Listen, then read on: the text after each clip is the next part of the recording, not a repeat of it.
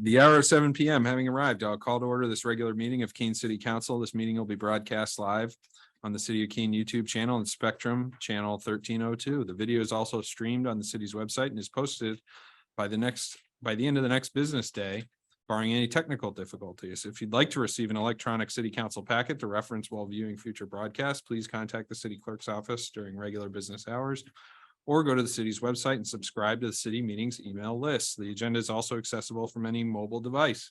Will the clerk please call the roll?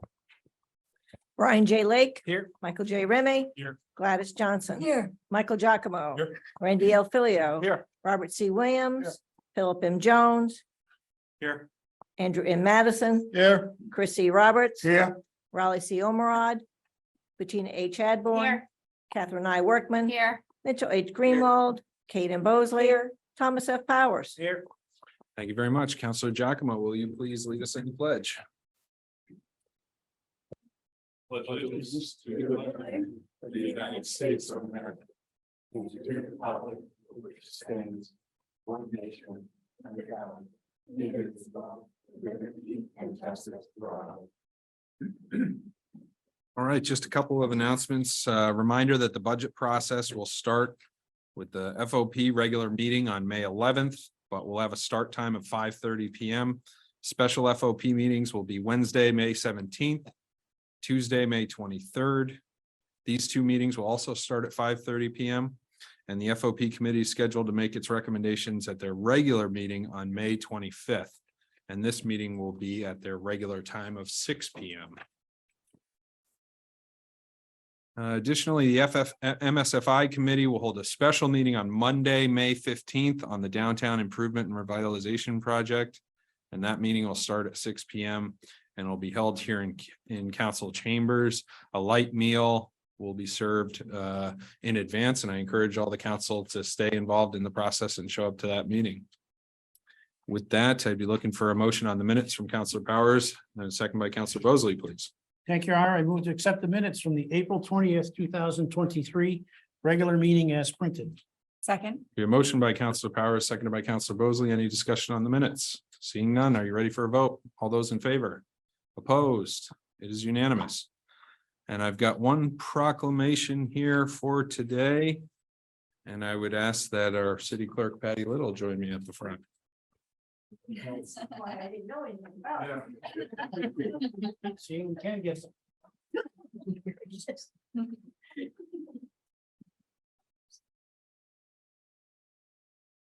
Whereas the office of municipal clerk, a time-honored and vital part of local government, exists throughout the world and is the oldest among public servants dating back before biblical times. Patty was not here before biblical times. Just to, yeah. And whereas colonists who first came to America realized the importance of government record keeping, the office of the clerk was one of the first established in Plymouth, Massachusetts. My understanding is Patty was also not there for that one.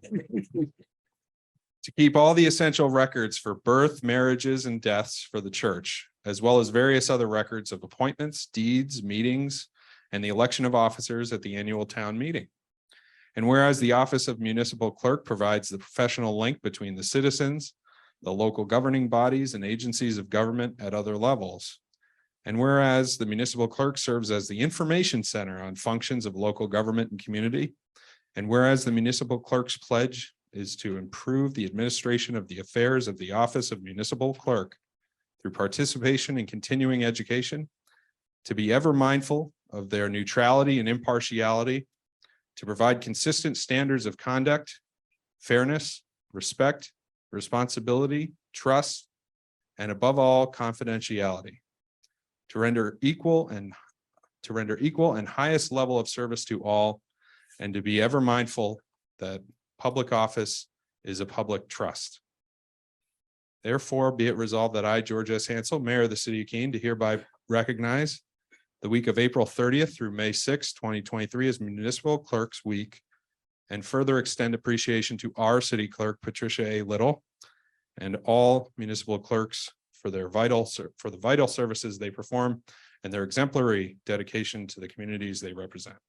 In witness whereof, I herein do set my hand in the official seal of the city of Keene this 4th day of May, 2023.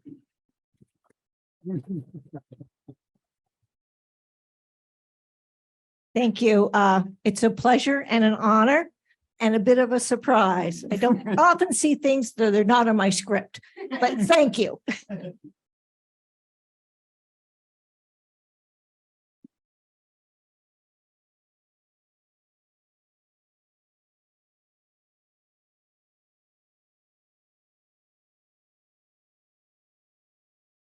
Okay. So back to our regular agenda, and we have first a public hearing here.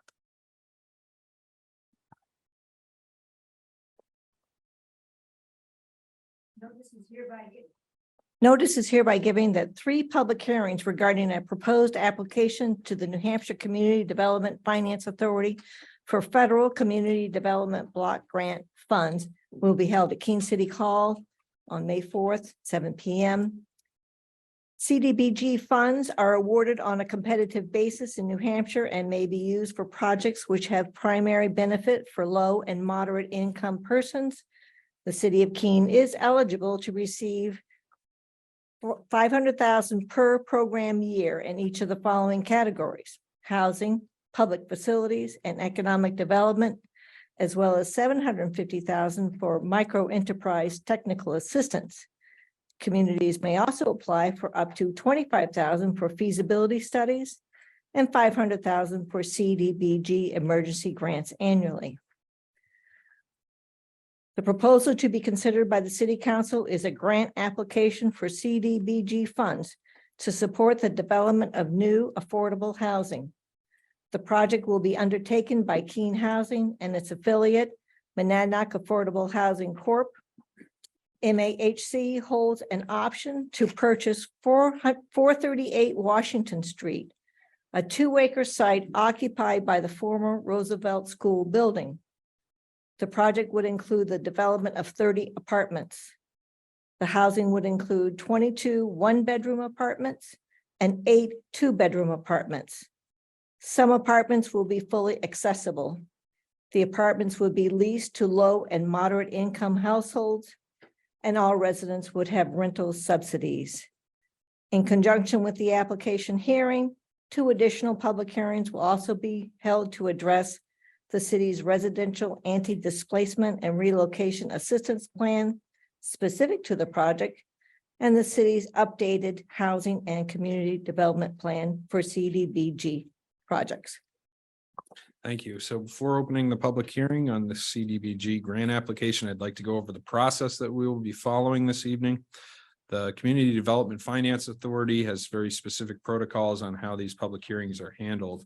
The hearing notice identifies 3 separate components: the actual CDBG application, the residential anti-displacement and relocation assistance plan, and the housing and community development plan.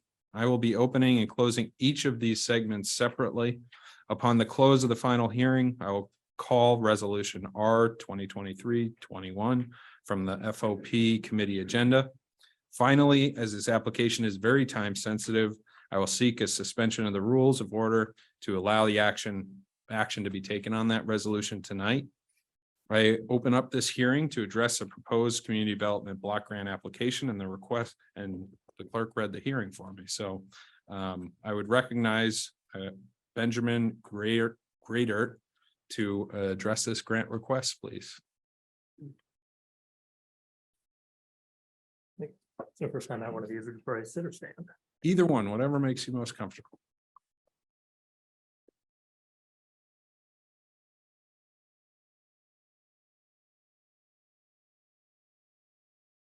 Good evening. My name is Benjamin Greeter. I'm an associate planner with Southwest Region Planning Commission. I'll start by providing a brief overview of the Community Development Block Grant CDBG program, and then I will tell you about this particular application. CDBG funds are available to municipalities for economic development, public facility, and housing rehabilitation projects that primarily benefit low and moderate income persons. The city of Keene is eligible to receive up to $500,000 a year for public facility and housing rehabilitation, up to $500,000 a year for economic development, up to $750,000 a year for micro enterprise technical assistance, and up to $500,000 in emergency funds. Feasibility study funds are available for up to $25,000. I provided a handout describing the New Hampshire Community Development Block Grant Program eligible activities that will include the area HUD income limits. The proposed application to the Community Development Finance Authority, CDFA, is for up to $500,000 to allow Keene Housing, on behalf of its affiliate, Monadnock Affordable Housing Corporation, MAHC, to renovate and construct new affordable housing within the former Roosevelt School property on 438 Washington Street. The Roosevelt School property has remained vacant for several years after its current owner, River Valley Community College, moved to other facilities. Keene Housing currently possesses an option to purchase this property for the purpose of renovation and addition of new affordable housing to the community. Keene Housing intends to execute on this option, but requires a release of funds in place prior to purchase to meet requirements set in place by the Community Development Finance Authority. Due to the need to execute in a timely manner, Keene Housing is seeking approval from CDFA prior to application to the upcoming funding round midsummer. The project, Keene Housing, in cooperation with its affiliate, Monadnock Affordable Housing Corporation, seeks to develop the Roosevelt School property and building into 30 units of affordable housing, consisting of 22 one-bedroom apartments and 8 two-bedroom apartments. Additionally, the building will be fully ADA compliant. The apartments would be leased to low and moderate income households, and all residents would have a rental subsidy. I'm here with Melinda Mangones of Keene Housing, who can provide additional details about the project. Thank you, Ben. Do you go by Ben or Benjamin? I go by Ben, sir. Ben, well, it's nice to have you here. I hope you come back often. Certainly we're for future projects. Good. And I would recognize Linda Mangones from Keene Housing to address the grant proposal details. Okay. Thank you. I think a great deal has already been said about what the project is going to look like.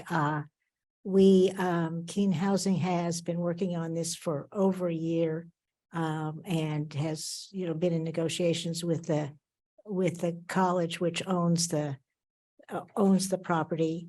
And during that time, we've made a great deal of progress on the project. We have the option. We have started the environmental clearance and hope that the environmental assessment and hope that it will be done soon.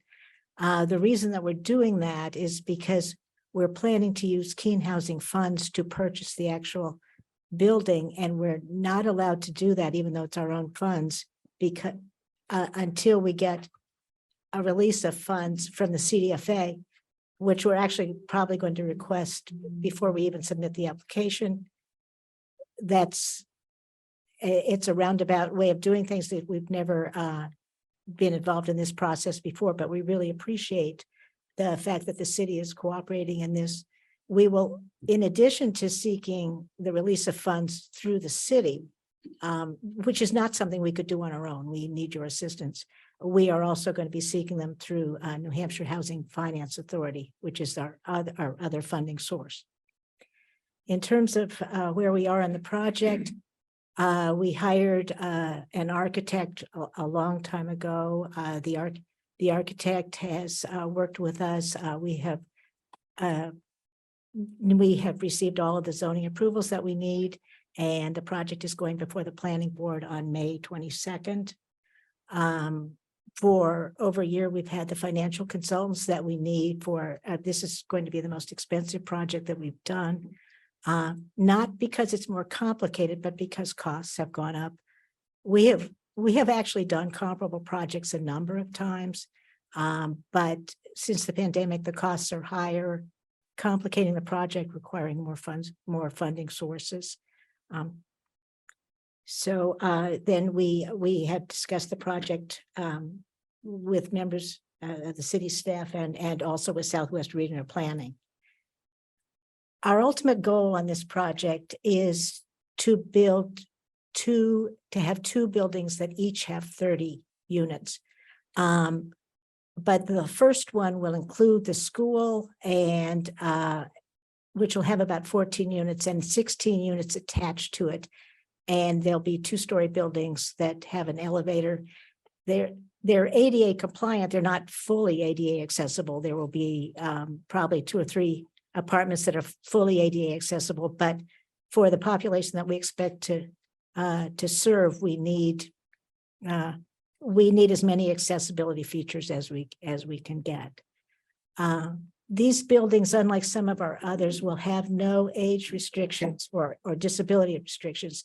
In other words, someone who is simply young and younger and doesn't earn enough and is income eligible could work there. So it could actually provide some workforce housing. As a practical matter, we expect that it will be primarily occupied by by elderly and disabled. If we're successful in getting the first round, then our ultimate goal is to build 30 more apartments behind the school. That will require an entire new funding round. For right now, we're really focusing on getting the first project. In terms of our funding, as I said, we're using Keene Housing money right now to pay the architect, and we're also using it to purchase the site. But our major funding would come from the Low Income Housing Tax Credit Program, and from other New Hampshire housing funding sources.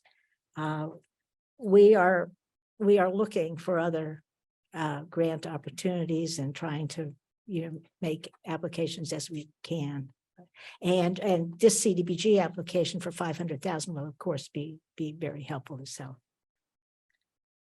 So I think that's what, if there are any questions, I'll be glad to answer them, but All right, I think that's a description. thank you. That's great. Any questions from the council at this time before I open it up to the public? Yes, Councilor Roberts. Yes, Your Honor. This is going to be basically kind of a statement from a social scientist point of view. Basically, since I've been back in Keene, so basically for the past 23 years, what I've seen is we have been building housing for the elderly. We've been building houses for the disabled. And we've been building houses for the low income. But we keep talking about building workforce housing for teachers, for new firemen, for new policemen. And we always keep saying we will be able to get around to that workforce housing. We can't get people to want to come to Keene to be teachers if a single room costs $1,400 a month and we only pay a teacher $40,000. Same with police. All of these are good because we don't want people homeless. We want people really good quality of life. But a city or community can't survive without these critical workforce housing. We need teachers, we need policemen, we need firemen, we need nurses, we need these people. We have to come up with a solution so these people can come to Keene, send their kids to school in Keene, and so we can build this community. It kind of reminds me in the early beginning of the year around the state, we were doing everything possible not to have family with children because we would say it would raise the taxes. Well, we need those families. We need those children because those are our future. We have to come up with a way to get the people in the middle so they can stay in Keene. All right, thank you. Any other questions? Yes, Councilor Jones? Thank you, Your Honor. First of all, Linda, thank you for being here. You've been doing this since I got on the council. Many years, and I thank you for the fact you have this skill set where you can take a complex thing and bring it down to a level where people can understand, and I thank you. And yes, Chris is right. We do need more than affordable housing, but this is the right, I think this is the right project for the right time. It's near the city services. I think it's really a good fit for for all, and I think it does help our housing issue. But you don't own it. Do you have first right of refusal? That's my question. We have an option and our option actually expires at the end of this month. We're expecting to, and it allows for extensions and we expect to extend it. Because we could not possibly get the environmental release will take 45 days at least after it's finished. So we need, we need to extend this, but we do have site control. We can't apply without it. So site control is critical. And fortunately or unfortunately, I think that there's not much competition for this particular site, even though it's a terrific site in terms of location. Thank you. That's it. Thank you, Mr. Mayor. Anybody else right now? All right. May I then. comment on Oh, sure. on Chris's points? While I agree, I mean, obviously that type of housing is not Keene Housing's type. And I suspect that that other developers run into the same cost issues that we do. But I would point out that Keene Housing does provide housing for a lot of people who are in the workforce.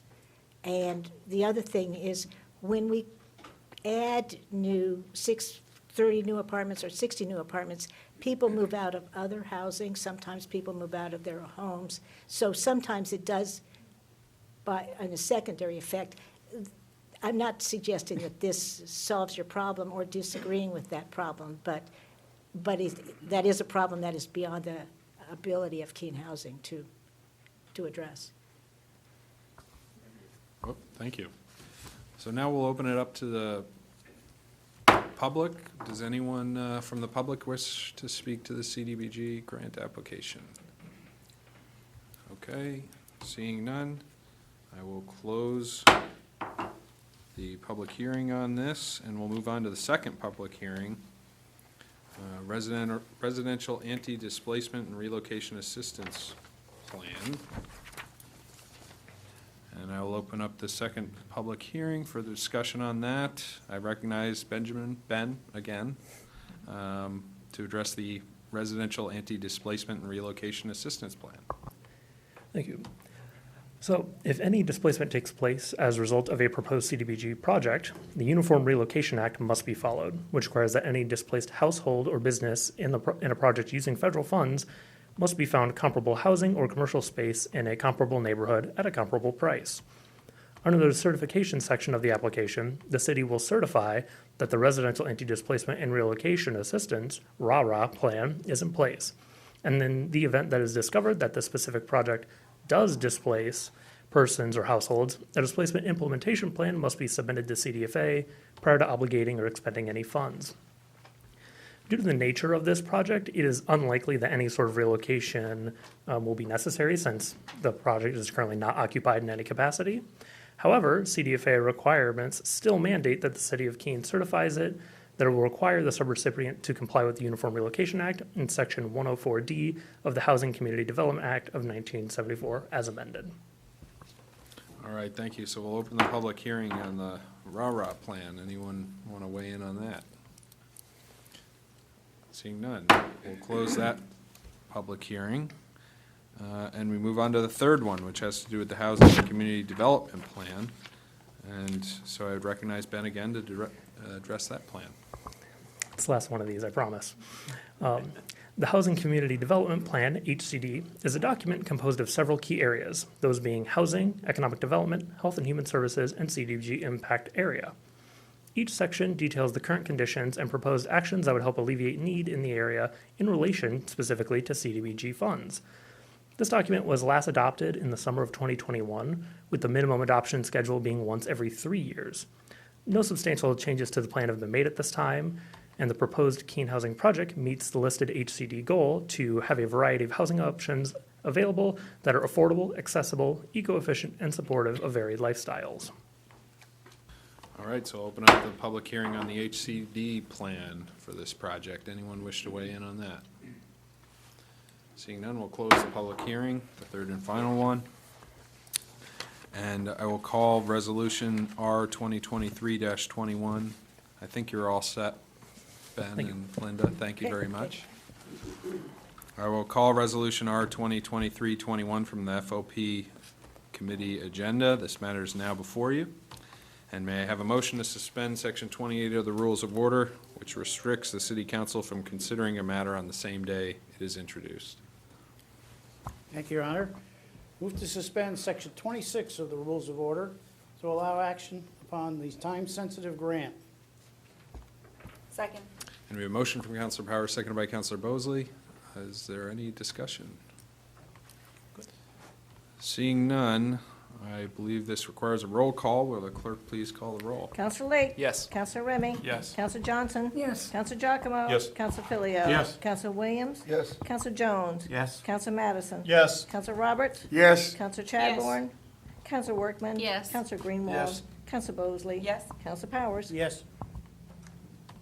And that is unanimous, and I'd ask the clerk to please read the resolution by title. I think we'll be just fine. Resolution R 2321, a resolution relating to the CDBG application for Roosevelt School Apartments. And I'm looking to Counselor Powers for a motion. Counselor Bosley for a second, please. Thank you, Your Honor. I move to recommend the adoption of Resolution 2023-21. Second. We have a motion by Counselor Powers, seconded by Counselor Bosley. Any discussion? Yes, Counselor Giacomo. Thank you, and only one quick question, I think probably for the city manager. It has to do with was it a memorandum of understanding that we had regarding the retaining wall behind it? Will that carry over to the new ownership? I don't recall what the language was in that. City manager? Yes, it does carry forward, but I do believe that they are intending to make some of those improvements before they actually do the transfer of ownership. Further questions? Seeing none, are you ready for a vote? All those in favor? Opposed? That's unanimous. We have number 2. We have a public hearing tonight on ordinance O-2023-02. Notice is hereby given that a public hearing will be held to consider ordinance O-2023-02 submitted by the City of Keene Community Development Department. The ordinance proposes to amend section 3.1.2 of Article 3 of Chapter 100, called the Land Development Code of the City Code of Ordinances, to change the minimum lot size in the rural district from 5 acres to 2 acres. Per order of the mayor and councilors of the City of Keene, this 6th day of April, 2023. Thank you very much. So this public hearing is the opportunity for the public to comment on the amendment to the Land Development Code, minimum lot size in the rural district. I'd ask that Jesse Rounds has already taken his place there. And Mary Brunner, is Mary joining us as well? Mary won't be joining us Okay. tonight. Yeah. So just Jesse to walk us through some of the details here. Thank you. Thank you, Mayor. Good evening, councilors, and thank you for the opportunity to provide some background on this proposed change to the city zoning code, which we've talked about before, but I wanted to get another chance to talk to you about it. So tonight, I'll talk about a little bit about the rural district, about our proposed change, what we've heard from the public, common misconceptions we've heard, and then just some additional details that I think are important. So the rural district is the area that sort of surrounds the city to the north and west. About 50% of the lots are currently non-conforming in the rural district, meaning they do not meet the minimum size for a lot in the district. More than 1,500 acres in the district are conserved through conservation easements. That means they're permanently conserved. And about 72% of the rural district is actually in current use at this time. That means it's parcels larger than 10 acres that have a tax exception that allows them to the owners to save some money on taxes, and it conserves the land as long as that is in place. And just a little bit more about the rural district. In the 1970s, the minimum lot size was increased to 5 acres because the city was experiencing growth that was outpacing the ability to meet the needs of the community. And so now we're in a situation where we're experiencing a lack of housing. And so we're experiencing the opposite problem. And so we have been looking around for various ways to address this need throughout the city's zoning districts, and this is one of the ways we're proposing to do that here. And that is by changing the minimum lot size from 5 acres down to 2 acres. The proposed change is simple, but it is not small. This will functionally mean that lots between 4 and 10 acres, which were not subdividable before, would be subdividable now. It will also mean that an additional 204 lots that could not be developed or redeveloped without a variance can now be developed without a variance. I just do want to pause here on this slide to just point out that there are no other dimensional changes being proposed. This is just a change to the minimum lot size, no change to the frontage, no change to the building at lot line, anything like that. So now I want to sort of focus on what we've heard from the public, starting with questions about rural character. There's been a concern that these changes will change how people view the rural district. And I think what I want to focus on are 4 things that I think really will help us control that. And first is the Land Development Code. The Land Development Code has defined how the district will develop before this, and the zoning code before the Land Development Code came into existence a couple years ago. And that has protected the rural district, and those same rules are in place. This would just be a change in the minimum lot size. The other 2 things I wanted to mention, I already mentioned once, and that is conservation easements and the existing tax protections of current use are going to maintain that character that we see in the rural district now that I think a lot of people appreciate. We certainly heard that from the public in previous public hearings. And then the last thing I want to mention is subdivision regulations, which you heard about recently, that the planning board adopted, would change the way that the planning board would look at subdivisions in the rural district, specifically things like no-cut boundaries up against public roads, so that from the road, you would continue to see that rural district feel as you drive down the road. Another concern we heard was about unwanted density. And I think that the dimensional standards that already exist protect us against that unwanted density, or at least the feeling of that unwanted density, sort of like the rural character. And I want to provide 2 examples here. First, here I'm going to provide 2 imaginary lots and how you could subdivide them. So imagine this is a lot, can be divided into 4 parcels. And what you can see here is in order to maximize development on the parcel, they actually have to push development to the back. That would mean from the front, you still only see 2 houses, and actually you would have that no-cut buffer, again, protecting the rural character of the community. And here's just another example, same idea, just showing you can still get there, and you get this, what's called flagpole development, where the access is this narrow strip, but the development happens further back in the lot. Again, you see the density occurring, or the density increases, but it doesn't feel like it increases. We also heard about misplaced development, and this is a concern that the rural district is being targeted for changes. I just want to push back against that a little bit by saying we're encouraging additional density in our downtown. That was one of the first changes that the LDC brought about. We are in the process of proposing changes that would allow accessory dwelling units on any parcel that has a single-family home. We are also, before I arrived, we changed the land development code to allow residential development in our commerce district, as long as it's above the commercial development. And then I think one of the things about this misplaced development that I want to point out is we're not talking about changing the style of development. This is still going to be single-family housing occurring in a district that is all single-family housing. So the types of development are not going to change.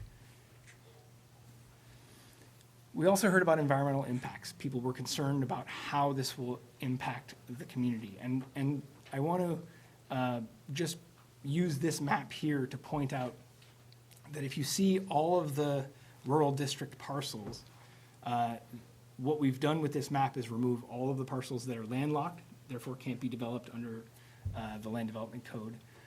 All the parcels with conservation easements, parcels that have wetlands mapped on them, and then prohibitive slopes are the sort of modeling you can see across the parcels, just showing that a lot of what's the rural district can't be developed because of the restrictions we already have in place that already exist in the Land Development Code that the council voted for and that the state provides through their DES reviews of any impacts to surface waters. So I think what I wanted to do with this map is just show that development would continue to be, it would continue to occur, but it wouldn't be this incredibly dense change that I think people are fearing. And then finally, and I want to admit, I am not an expert here. Our city assessor is here if you have any questions about the tax implications of this. But I do want to point out, and this is a lot of text, I'll just shortly say that basically values won't automatically change. The market sets the value of a parcel. We have no impact on that. So if lands that have development potential increase in value, that's a reflection of the market's desire to have development in the district. So I'll leave it at that, and if you have questions, Dan is here to answer those questions. Just quickly on the common misconceptions. I mentioned the frontage issue. There was a lot of concern about 50 feet of frontage. That's exactly what we've had and has been that way for a long time. The minimum width at building line is 200 feet, meaning that the parcel has to be 200 feet wide before you can develop a house there. So it has to be, you can't have these houses right up against a lot with these narrow lots. You still have to spread out. And there was a concern raised about the city subdividing parcels. We're not proposing to subdivide any parcels. That's a willing seller, willing buyer situation where a property owner makes a private decision to develop their land. We have no part of that until they propose to do it, and then we help them.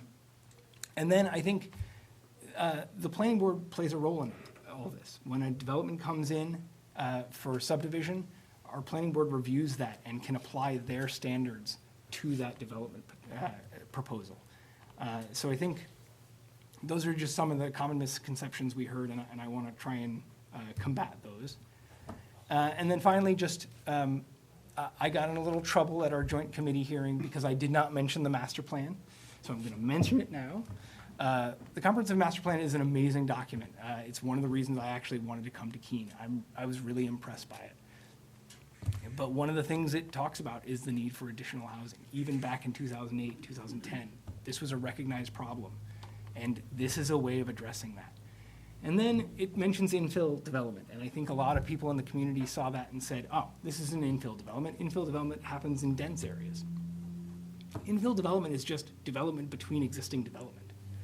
If you drive down any of the roads in the rural district, which I sometimes get to run down and I really enjoy it, you see houses along that, but in between you see vacant parcels. And this is an opportunity for the people who own those parcels that may be substandard now and can't be developed, to develop that, to see, some profit from all of their lifetime of work. So I do believe this is infill development in just a different form than we're used to. And then the last two things, the Keene Housing Needs Assessment, it's in draft form now. We really hope to present it to PLD soon and then get it out to the community. But it shows some dire facts, and one of that is that 4,500 households are going to need to upgrade, change, grow in the next 10 years. And we don't have that housing. In fact, we need 1,400 new units based on their assessment over the next 10 years to meet that need. And that's not all going to come downtown. That's going to have to come across the city. And really, I think Councilor Roberts mentioned it earlier, we're going to need to see housing at various levels to really meet that need. Housing for workers, housing for large families, small families, seniors. Those needs all need to be met, and the rural district can be part of that solution. Finally, the state did a housing needs assessment at a regional level. And I was looking through the report, and I really appreciated the report because it added to a lot of the findings we were seeing. But they drilled down on rural housing because a lot of the region is rural. And some of their facts I thought were really important to highlight. More housing across the spectrum is really important for older adults to be able to continue to live in communities. That means if you live in a house now and you're aging and you need to move out of that house because it's no longer appropriate for you to live there, it's too big, too many stories, whatever, you need a market where you can sell that house or that property, and this is an opportunity to do that. And then more housing actually puts a downward pressure on tax rates. It's not just about children coming to the community and needing schools. That's just people coming to the community needing housing. And more people, more houses means more tax revenue. And then more housing is necessary to attract and retain essential workers. We need these people in our community, and they can't live here, and we're missing out. And then finally, housing is critical to preserving local amenities. Remember in the 70s, we stopped development because our services couldn't keep up. The opposite is true. If we see a drain of population, our services actually suffer because we can't pay for them. So we need to sort of keep growing and recognizing that need for growth. With that, I'm sorry for taking your time. I know we want to hear from the public, but I really just wanted to address some of the things we've heard. So thank you very much, and happy to answer any questions. Thank you, Jesse.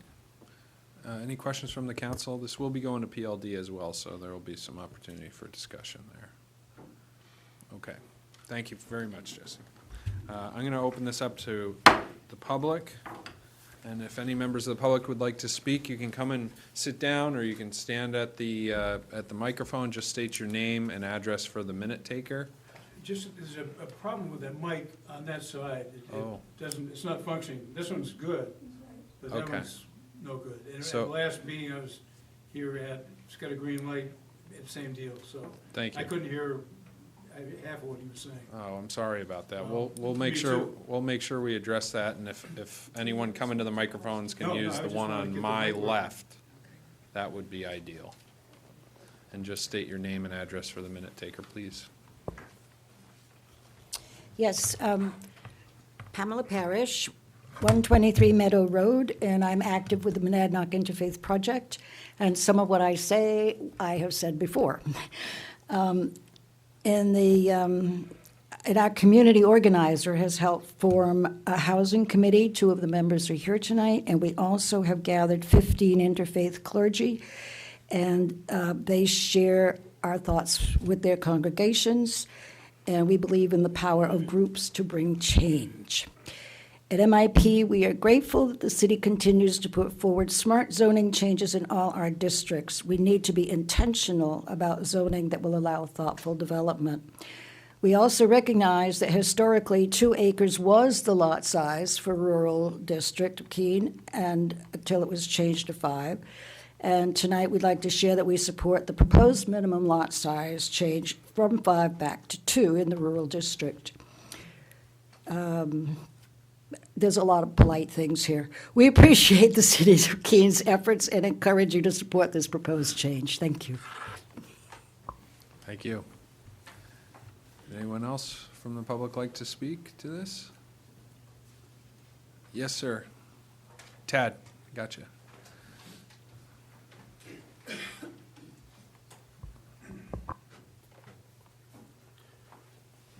Ted Lacy, Daniels Hill Road. Before I start what I had actually expected, I want to respectfully disagree with what I heard from the city planner. There has been a revisionist history about what's happened in this city, especially how we got to 5 acres. I was around in the 70s and well into the 80s doing land management, and then got involved with real estate. But so I worked in all the towns in the county and beyond. And 5-acre zoning is quite common. And the reason was not to slow down growth. No one has their finger on the pulse where, yes, we're going to grow now, and no, we're not going to grow. The reason that towns started having 5-acre zoning was knowing the growth was coming and to guide it and form a community that they wanted. And there's a big difference. And so that we've had, during that 45 years since we got 5-acre zoning, we've had many years where we had no growth. We've had decades you couldn't sell a house if you wanted to count the years. So the idea that there's just been growth and we've been, and so I disagree. The other thing that I want to point out is the stacking that is being supported, that's what we shouldn't have. That is good examples, think of Darling Road. Think of Darling Road on steroids, lower road frontage, and houses behind everywhere in the zone. That's the blueprint, everywhere. And I just disagree with that. So I'm going to move on to my own comments, because I'll start out by saying I think there should be growth in the rural zone. I really do. And I accept it. It has happened. And it can't be this way. If you have lived in the rural zone for any length of time, you would have lived through polar opposite but significant proposals affecting the zone. October 2005. Folks who were in Keene, 2005, will remember the incredible flooding.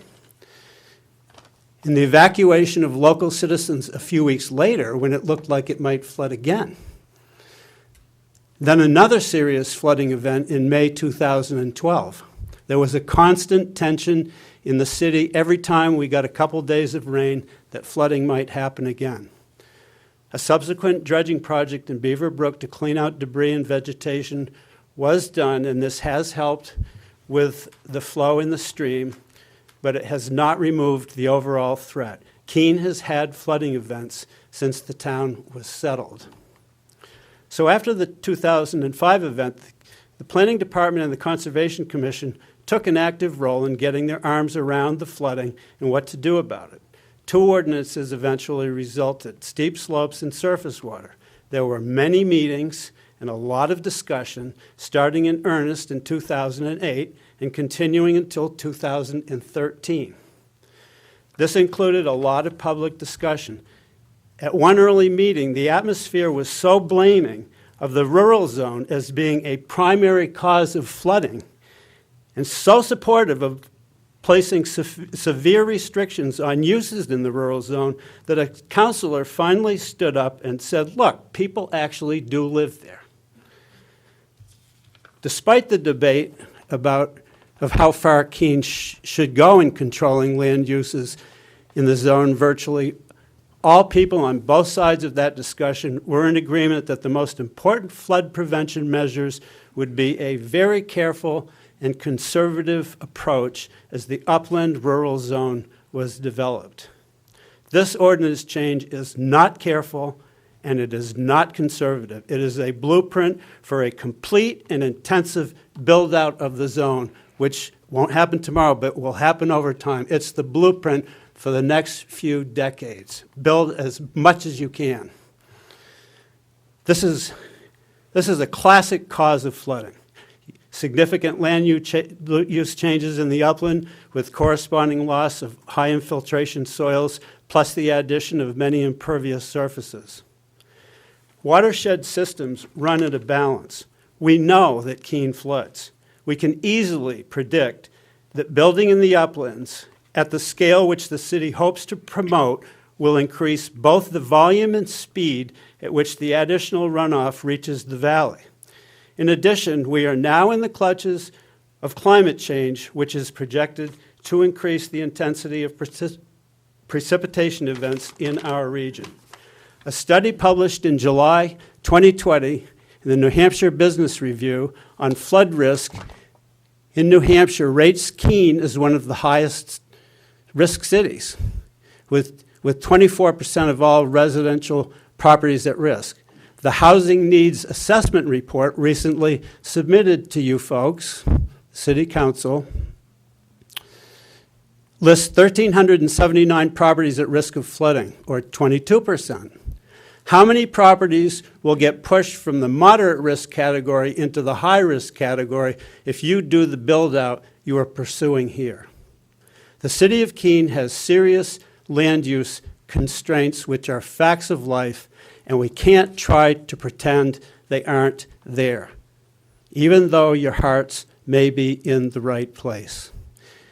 If you pass this ordinance and discover you have made a mistake, you can't take it back. I urge the council to slow down and not pass this ordinance change, and that a committee be formed to best examine how to refine an approach that will work to achieve safely more building in the rural zone. Thank you. Thank you. Would anyone else like to speak? Yes. And I understand that both mics should be working now. Okay. It wasn't last meeting I was at here, same deal. Yeah. I'm Walter Lacey, and I live on Daniels Hill Road as well. I speak in opposition to changing the minimum lot size in Keene's rural zone. Going back 50 years is not progress. The 5-acre minimum has been successful in those 50 years in steering development toward areas of mature infrastructure and services such as water, sewer, transportation, schools, and other amenities. This has been development in accordance with the master plan, which states areas suitable for future housing growth include downtown and certain surrounding neighborhoods, further stating that housing must be conveniently located, healthy, safe, and affordable. The choice to revert to the 2-acre size of 50 years ago seems to be arbitrary. Why not 3 or 4 acres? The rationale of minimizing the number of non-conforming lots makes no sense. No rights or benefits will be restored, as they were never lost. In this proposal, there are no adjustments to lot dimensions, such as road frontage, that might mitigate negative aspects of a much smaller lot size, such as stacking. And we saw a picture of that. That's exactly what we don't want, is the density of that type in the rural zone. That's, if you change the road frontage and make some other adjustments, you could prevent that stacking. Planners thinks that's a good thing. I think it's a bad thing. I think that's not the rural zone. That's the opposite of rural zone. That's downtown. There seems to be an attempt here to control market forces, which you can't. What you can control is the country nature of Keene and the fields, forests, and well-spaced houses of its rural zone by making no change. You can also control flood risks to the valley by prudently limiting upland development. These risks were explored in hearings 10 or 15 years ago in this very room. I recall one of the presentations being water from the hillsides. One of the takeaways was the significance of forest soils in mitigating extreme rain events, which will be more frequent and of greater magnitude. I haven't heard any mention of manufactured housing, which used to be called trailers, and how they might fit into future housing needs in Keene. Manufactured housing is allowed in Keene's rural zone, but only in a manufactured housing park. It would seem to me that 5-acre siting of individual manufactured housing would be entirely appropriate. It used to be an opportunity for cash-strapped folks to gain a foothold on a piece of property as they build a house. Still is in some localities. The prospect of arbitrarily raising the taxes of a particular group of rural zone residents is unacceptable. I would ask that the 5-acre minimum lot size in the rural zone be maintained and continue to rely on the Zoning Board of Adjustment to pragmatically deal with deviations from that minimum. Thank you. Thank you. Anybody else? All the way in the back, I saw a hand. And then-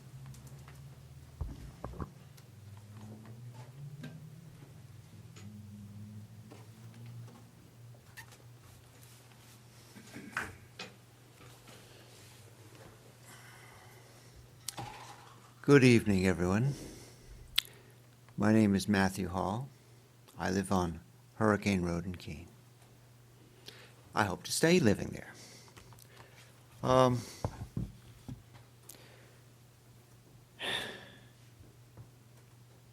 remember the 70s. I remember the 60s in Keene.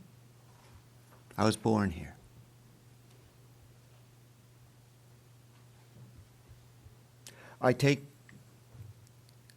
I question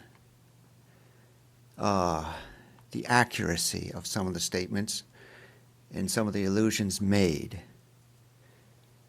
I would say, talking about current use, protecting land and preventing development. Well, we're here to discuss under 10 acres and up to 5 to 10. Well, if you have under 10 acres, you can't protect that. You cannot put it in current use. You cannot get any easement. You cannot get any third party to say, we will, like a Monadnock Conservancy. They won't touch it. So these are not protected lots at this time. The second thing is, some of this ideal development could happen. They say a no-cut zone.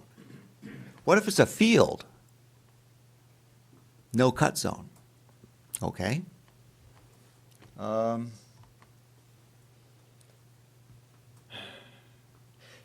Non-conforming, I'm a little confused why that's a concern. Why do we all have to conform? Is there something better about conforming? I don't know. And taxes, it's a little disingenuous to say this won't affect taxes. If you have a 5-acre lot and you have the potential to sell off 2 acres and you put it on the market, of course someone's going to pay more for it. They'll say, ha ha, I can split off 2 acres and sell it and get the money to fix up this house. It's a backdoor tax increase. It won't happen immediately, but over time, what was the 5-acre lot will be worth more than it currently is. Because currently, a building lot in Keene is what, 55, 60, 65, 70? But each additional acre tacked onto that, say you got 6 acres. I believe, I've looked at the tax rates around, and I've looked at the assessments, and it appears that each additional acre, they increase the valuation of, say, $12,000. All of a sudden, 2 acres is worth $60,000, $65,000, $55,000. Where before, it was only worth $12,000 for each of those 2 additional acres. I think it will infect the taxes in the rural zone, even if you don't sell, because comparable properties will go up as they're sold. And to think that someone's going to come in, a developer's going to come in and say, 5 acres, and I could split off and build another house. And they're not going to do it. Now, that's good for people whose homes are not their homes, or houses, a place they hang their hat. But if it's a home to you, if it's part of your lifestyle, and you have, in good faith, worked and developed and worked with the city to do what you're supposed to do according to the codes, and then you turn around and see this, someone pulling the rug out from underneath you. It's a little disconcerting. I think it's not fair. People thought they understood, okay, we can't subdivide. That's okay. And now all of a sudden they can subdivide, but what if they are not getting ready to bail out? Then what? I don't know. But anyway, that's distracting from what I really want to say, and I'll try to keep this short. One is the purpose of this is to provide workforce housing. And I must confess, I'm a blue-collar worker, have always been. Well, no, I taught for half a year. I take that back. But I don't hear, when you talk workforce housing, and the city can't manage without it, I don't hear about the plow drivers, plow truck drivers. I don't hear about the sanitation people. I don't hear about the custodians. I don't hear about the people that are doing commercial work. I don't hear about people in factories. You know, Keene wouldn't run very long if we didn't plow the streets, if we didn't have people to run the landfill, or the transfer station as they call it now. Let's not forget they are workforce too. And the cost of the workforce housing I'm seeing is well above what they're going to be able to pay. I feel I respect teachers. I respect all the professionals. But I say, don't run down labor, because they're the ones who keep us going. They really do. So the purpose is to create workforce housing. And if you're going to go from a 5 to 2 acres change, that will not have any incentives as far as additional houses to be built. You'll just get those 2 houses plus the ADUs at the most per 2 acres. But I'm talking specifically about the 5 to 3. So if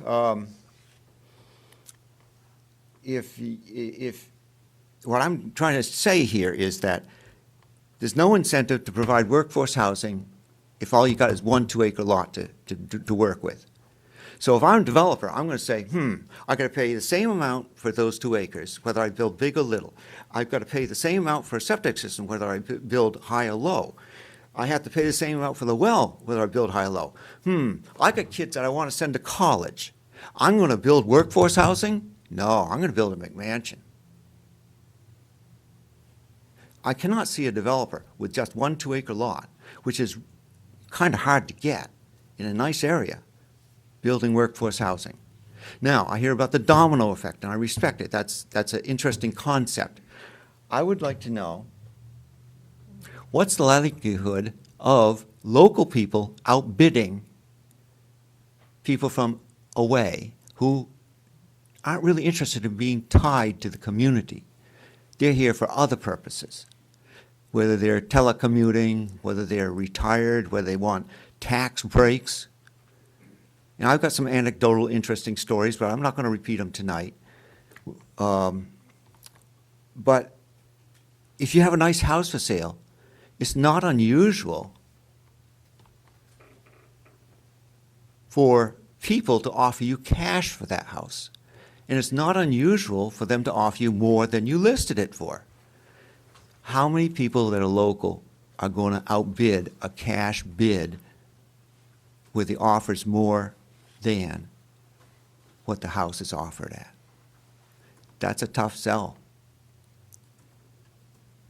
So local people, is it going to benefit? Let's suppose they get lucky, and they do. Can you cite any studies showing that this domino effect has indeed provided workforce housing and affordable housing and low-income housing and housing for the homeless in town? I'd like to know, has anyone got any studies to cite? Has anyone got any studies to cite to say, okay, a certain number of nice homes outside of city, how many of these are being bought by people who work here in town? How many people are being bought from retirees who don't plan to work here? or people who want a tax haven. That's, so I find the Roosevelt School development really, to me, very encouraging and very ideal. That sounds like an exciting, good way to use the old building.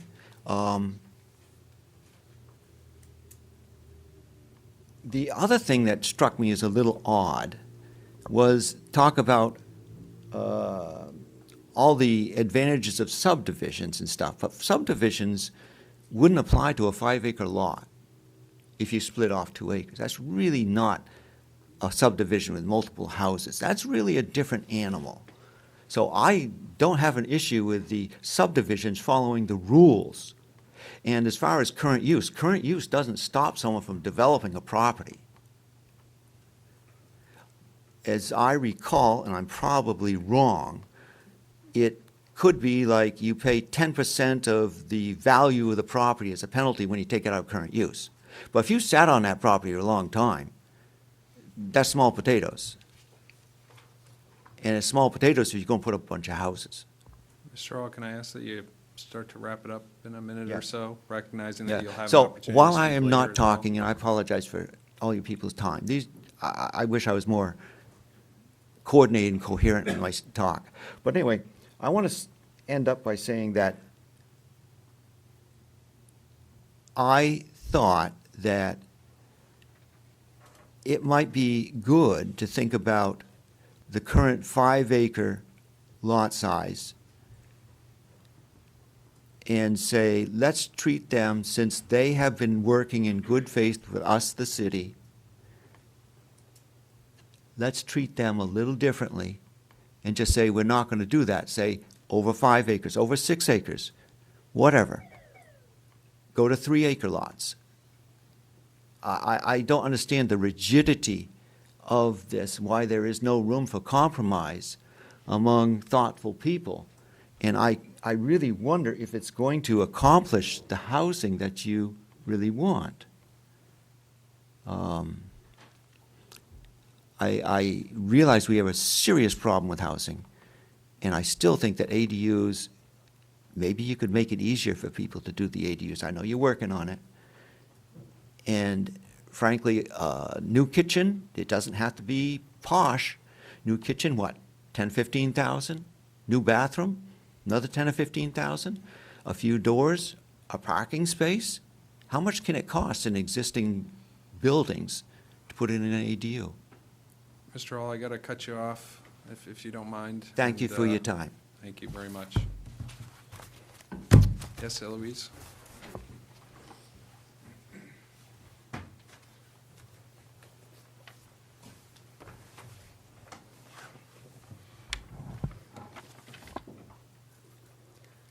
Okay. Good evening.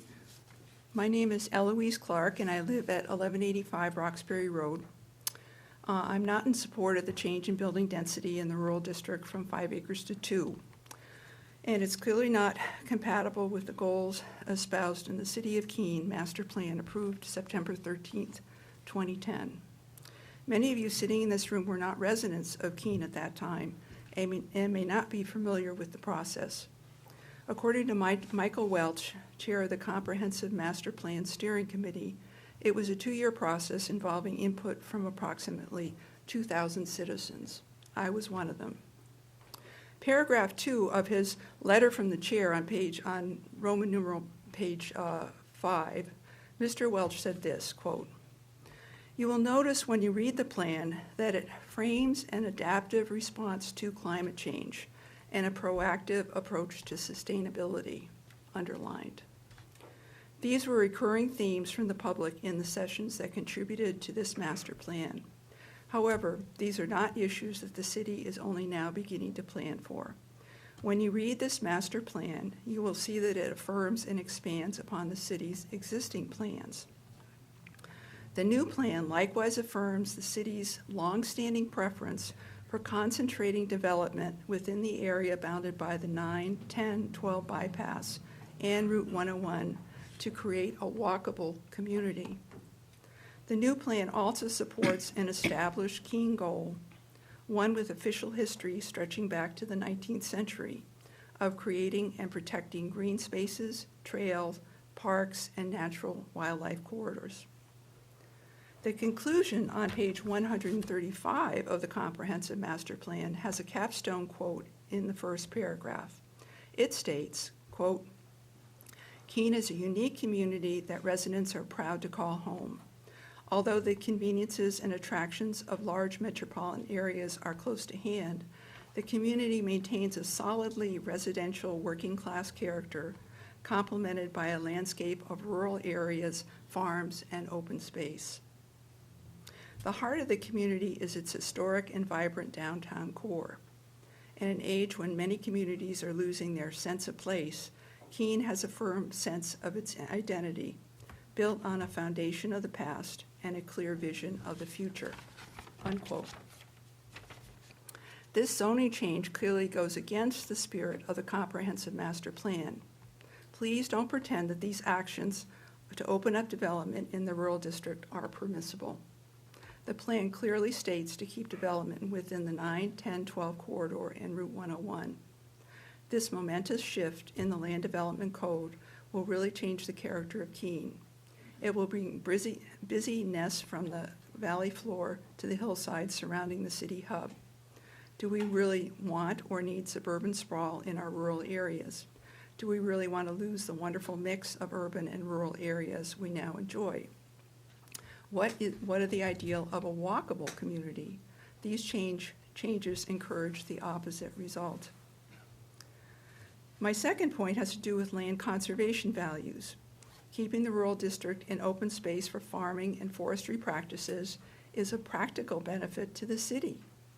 To gain perspective, Keene in the year 2010 had come through some pretty dire flooding events. In fact, flooding on the east side of town is still an issue. At that point, people recognized the importance of keeping the rural district undeveloped. Why? We know trees slow the flow of runoff from rain events, allowing it to percolate into the soil. Excess flow accumulates in wetlands and eventually soaks into the soil, recharging groundwater. Putting more impermeable surfaces, such as buildings and driveways, in the rural district would prevent this natural absorption. During intense rain events, more water would be propelled downhill. Soil would be eroded. Floodwater would accumulate at the bottom of the hill, in the bottom of the bowl, the valley floor of populated Keene. And there's nothing to prevent a landowner from clear-cutting their property. I saw an example just today on the old Walpole Road. Any kind of deforestation, not just the impermeable surfaces, but you have a 2-acre lot and somebody wants to clear an acre of it, and those acres add up around the town. So deforestation will accelerate the problem of runoff, which again affects the heart of the city. I feel this new ordinance is extremely short-sighted. To repeat the first sentence I quoted in the introductory letter, quote, "You will notice when you read the plan that it frames an adaptive response to climate change and a proactive approach to sustainability. This ordinance would be the opposite of, quote, an adaptive response to climate change. Please don't dismiss these environmental concerns. There is sound science and wisdom implied with them. These sweeping changes to the zoning code clearly sweep the master plan aside. Please, let's keep our historic and vibrant downtown core, complemented by a landscape of rural areas, farms, and open space." Thank you very much for your time and consideration of my comments. I really appreciate you all being here. Thank you. Anyone else? Yes.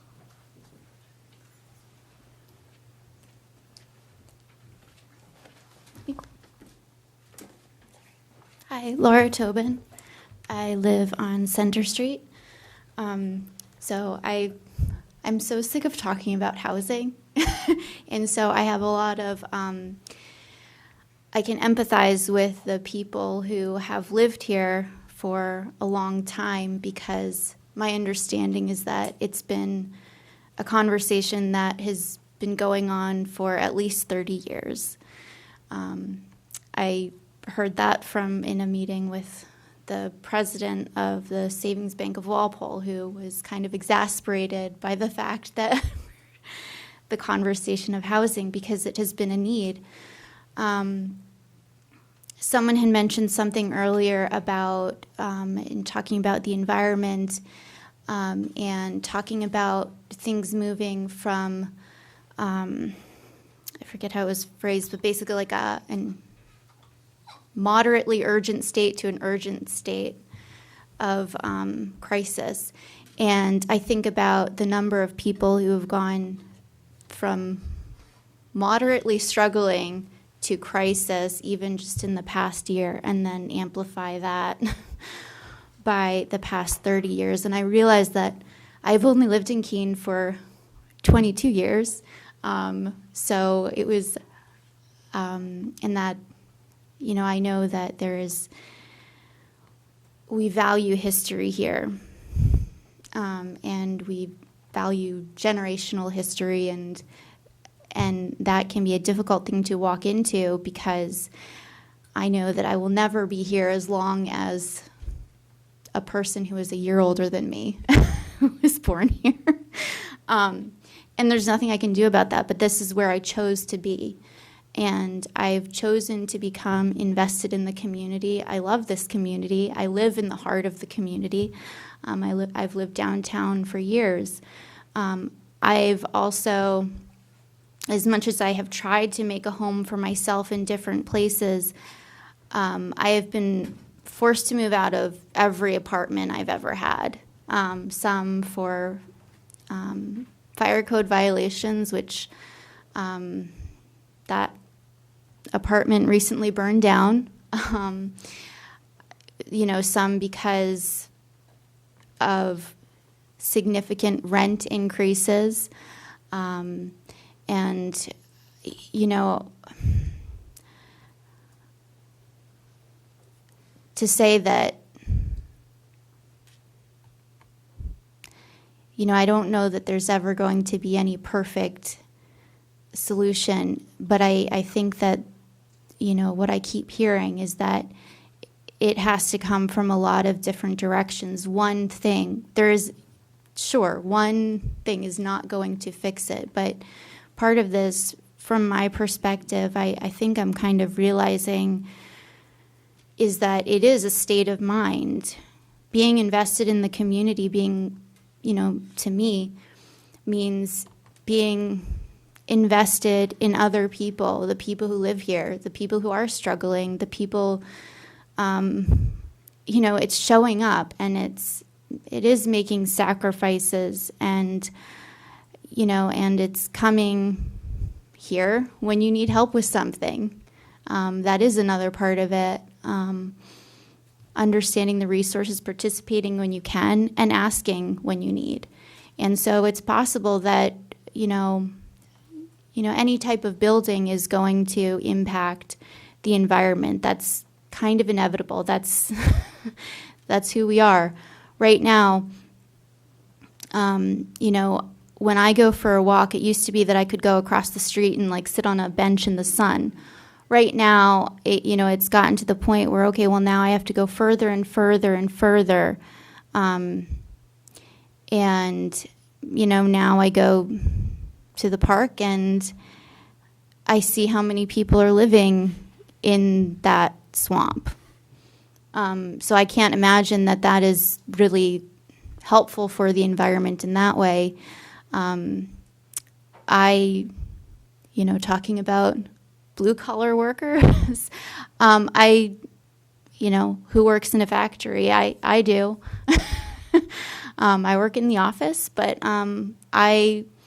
you know, the biggest challenge in my job right now is trying to bring people to the area who can afford to live here. There is no housing, so it needs to be people who already live here, and trying to kind of balance that out. And it impacts, you know, what we can do. And that is a challenge. And I do think it's something that everyone needs to participate in. You know, if you show me a way that I can give that I can offer something, you know, like I will do my best. If I had an extra room, you know, I'd offer it, but I don't. So I think that's kind of where we are. I do my best with my little green space outside to build my native species garden. So I don't know what the right answer is, but I do think that this is becoming necessary. I think it is necessary.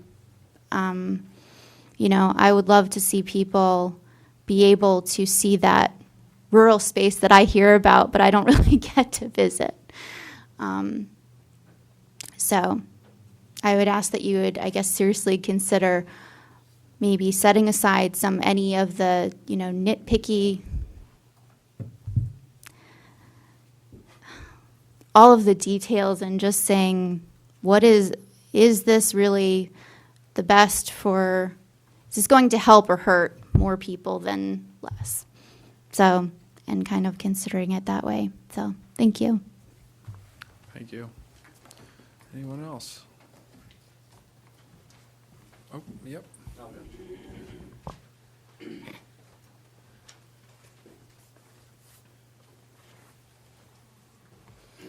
Cole Mills, 68 Langley Road. I've been a frequent opponent to the 2-acre zoning move. It's a mistake. It seems to me like we're trying to solve a situation that will not be solved by $400,000 and $500,000 homes, which is what is being built on 2-acre lots. Look at Schuyler Court, look at Old Walpole Road, and some of the other areas. You know, it seems to me, if I think about this, if I've got bad vision, I don't amputate my amputate my arm so that I can see better. In fact, what's happened is I've now still need glasses, and I've permanently disfigured myself. And by going from 5 acres to 2 acres, you're going to permanently disfigure the character and the feel and the quaintness of Keene. Everybody who's been opposed to the 2-acre zoning has not been opposed to responsible development. In fact, people are excited about 310 Marlborough. People are excited about the proposed development across from Langdon Place. People are excited about the school being repurposed, Roosevelt School being repurposed. These are responsible types of development.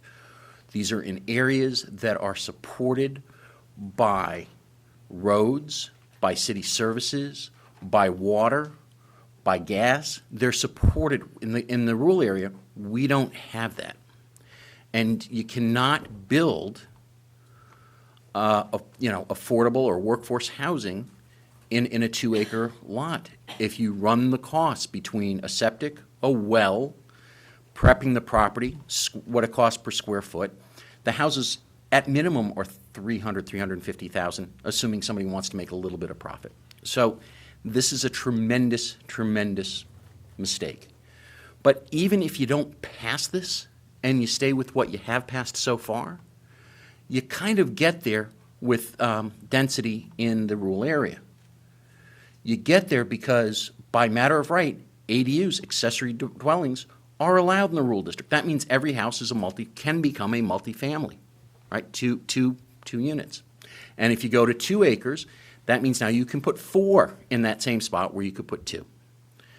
Also, too, with I forget if you call it the CDU or CBD or whatever it is, but that new zoning district, which allows you to take a large piece of property, and if you put in certain enhancements, you can basically put a large number of units in a fairly small space if one of those projects gets approved. When I listen to Cheshire Medical Center and they talk about how this will solve the need for doctors, it won't. It won't solve the need for doctors, and it won't solve the need for nurses. You need 200,000 nurses entering the workforce every year for the next 10 years just to stay status quo. And if you read other reports, they'll tell you that doctors, there's going to be a huge number of doctors that just aren't in the workforce for the demands that are needed. This isn't unique to Keene. This isn't unique to Cheshire County. This isn't unique to the state of New Hampshire. As you open up your lens, we are not in this alone that this is strictly a Keene problem. This is a problem that's much broader than us and not something that can be solved with $400,000 and $500,000 homes. So as you think about this, I mean, really look at what you're trying to solve and focus on that. You're taking a shotgun approach, and that shotgun approach is going to backfire. I also find it very disappointing that nobody's done a financial analysis with respect to what the cost is on development. You know, there's a discussion, and I think it lacks truthfulness, when Jesse comes up and says, oh, it's not going to have a tax impact. Not true. As somebody who's on 5.5 acres, I can tell you my taxes will go up because I will have 2 building lots through no fault of my own.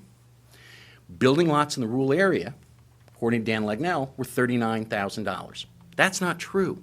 Building lots at 2 acres, and again, I'm looking at Walpole Road, I'm looking at Schuyler Court, I'm looking at Daniels Hill, are about $53,000 each. So I go from a lot that's about appraised at about $65,000 to something that's over $100,000. And so if I do the difference of $40,000, you're talking almost $2,000 in tax. We talk about the need for 700 homes, or I'm sorry, 1,400 homes. If you assume that half of those homes have 1 child, and they're all valued for tax purposes at $400,000, that's $12,000 of tax revenue that comes in. At first, that sounds great, but when you figure that 60% of that goes to the school, that's about $7,500. It costs $19,000 on state average to educate kids. That means you've got a $12,500 shortfall. Assuming that the other half don't have kids, so they'll contribute in their $7,500, you're still at a $3.5 million shortfall that hits every resident of Keene because of the kids in the school system that has not been thought of. You know, another thing that lacked, and I get chastised for calling out the people that are in the planning, the employees that are in the planning zone. But when you look at what they've put together, they never find anything negative or anything adverse to give you a full decision. They tell you everything is great, everything is wonderful, this is almost a no-brainer, and it's not. You know, one of the comments that bothered me that Mary Bruner had said, when I had said, look, you know, we've got to stress with police and fire department and fire and all that, and you're basically forcing development in areas that aren't served or least served by those services. And she said, well, we've got plenty of firemen. Well, if you look at the state reports, their EMT, paramedics, first responders are in great need across the state, including Keene. In fact, last year we had over 1,000 open code violations that were backlogged because of lack of staffing. Now you want to add more people, and we can't even handle with what we've got now. I would also say that, you know, we talk about being green, we talk about being responsible. Again, we're not served by city services, and so there's no bus service. These people aren't going to be driving electric vehicles. These are narrow roads. Nobody has looked at what the true cost is on this stuff. And it won't solve Laura's problem with rent escalation because she's not in the market to buy a $400,000 house or $500,000 house. And somebody who's in the market for a $400,000 or $500,000 house is not in the market for $1,000 rent. So there's no reason to go down this path today. We can wait. You've already got the ADUs. You've already got the CBDs or whatever they're called. And I think that it's the prudent, more responsible approach would be to keep the 5-acre zoning. Thank you. Thank you. Anyone else? Okay. All right, so I'm going to close the public portion of this hearing except for written comments, which will be accepted until 1 p.m. next Tuesday, May 9th. Written comments must be signed and submitted to the city clerk by the date and time included in the record. The ordinance will be on the agenda for the Planning Licenses and Development Committee meeting on May 10th at 6 p.m. So that brings us back to our regular agenda, and I've got communications, number 1. This is our yearly request from the Keene Music Festival to be on city property on September 2nd, 2023. This will be referred to the Planning Licenses and Development Committee, number 2. This is a request from Covenant Living of Keene. They're looking for a license to install and maintain 2 private crosswalks on Wyman Road, which is a public right-of-way. And this will be referred to the Planning Licenses and Development Committee number 3. This is a communication from Councilor Madison. He's looking for the city to discuss a potential amendment to the city code that would establish meeting times for public bodies.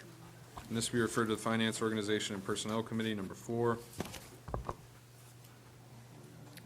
This is a communication from Peter Espius. He's asking that the city rescind the license to Telcom to erect small cell wireless facilities.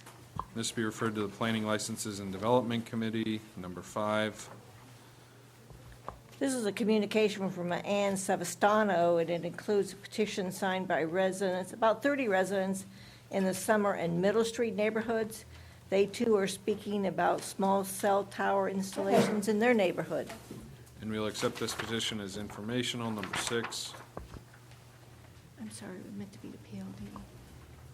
Oh, okay. We'll refer that also to PLD. It'll be part of that general discussion about the small cell wireless facilities. Number 6. And our annual request from Alan Stroshine for use of city property for the Clarence DeMar Marathon. That would be on September 24th, later this year. And we'll refer that to the Planning Licenses and Development Committee, but it's going to appear as more time because some meetings have to take place. Number 7. And our final communication of the evening is from a John Sosnowski, and he owns property at 251 Park Avenue, and he's looking for a water abatement and a fee waiver for a meter replacement. And this will be referred to the Municipal Services, Facilities, and Infrastructure Committee, which brings us to Council Committee Reports, number 1.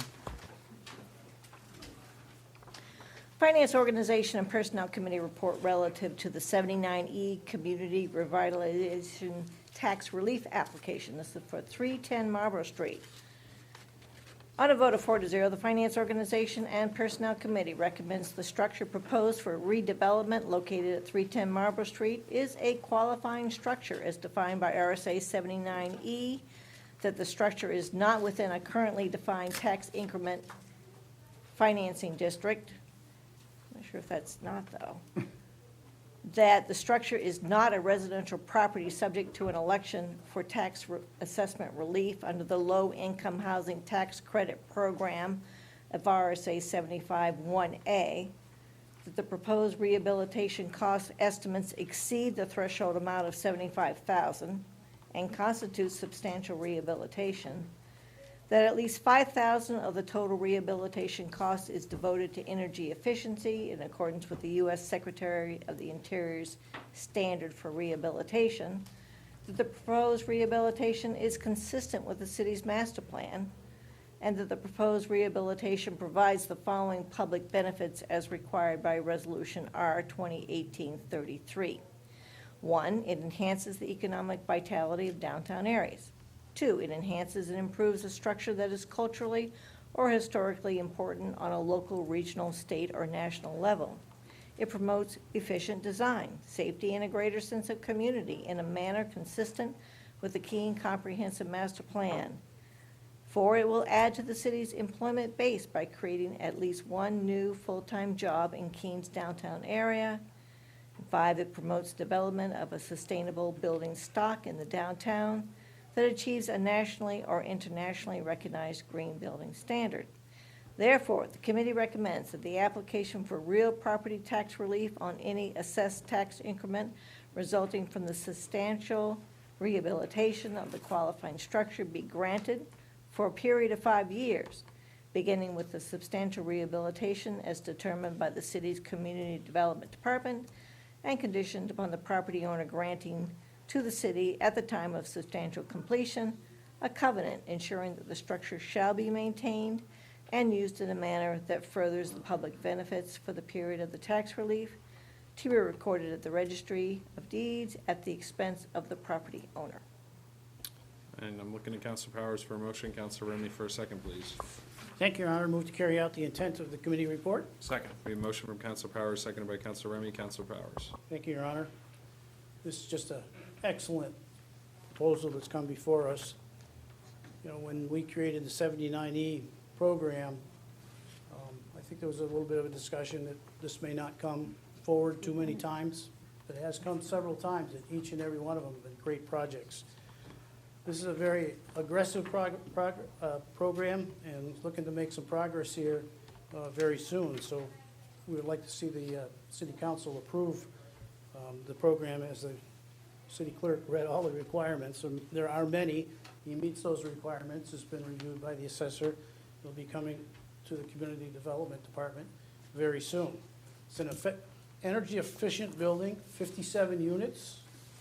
It's gonna bring some new jobs to the project, and then new jobs to maintain the project, manage the project.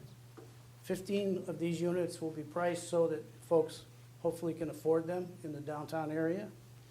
And we recommend City Council approve this. Thank you. Thank you. Any discussion? Seeing none, are you ready for a vote? All those in favor? Opposed? That is unanimous. Number 2. Finance Organization and Personnel Committee report relative to the Gilsum Road and Washington Street Extension land acquisition.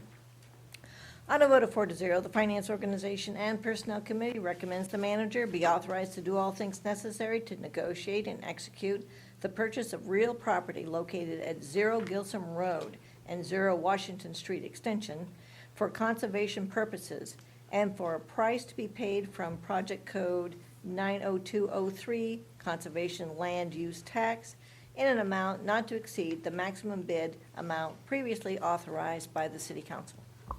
Council Powers for a motion, Council Remy for a second, please.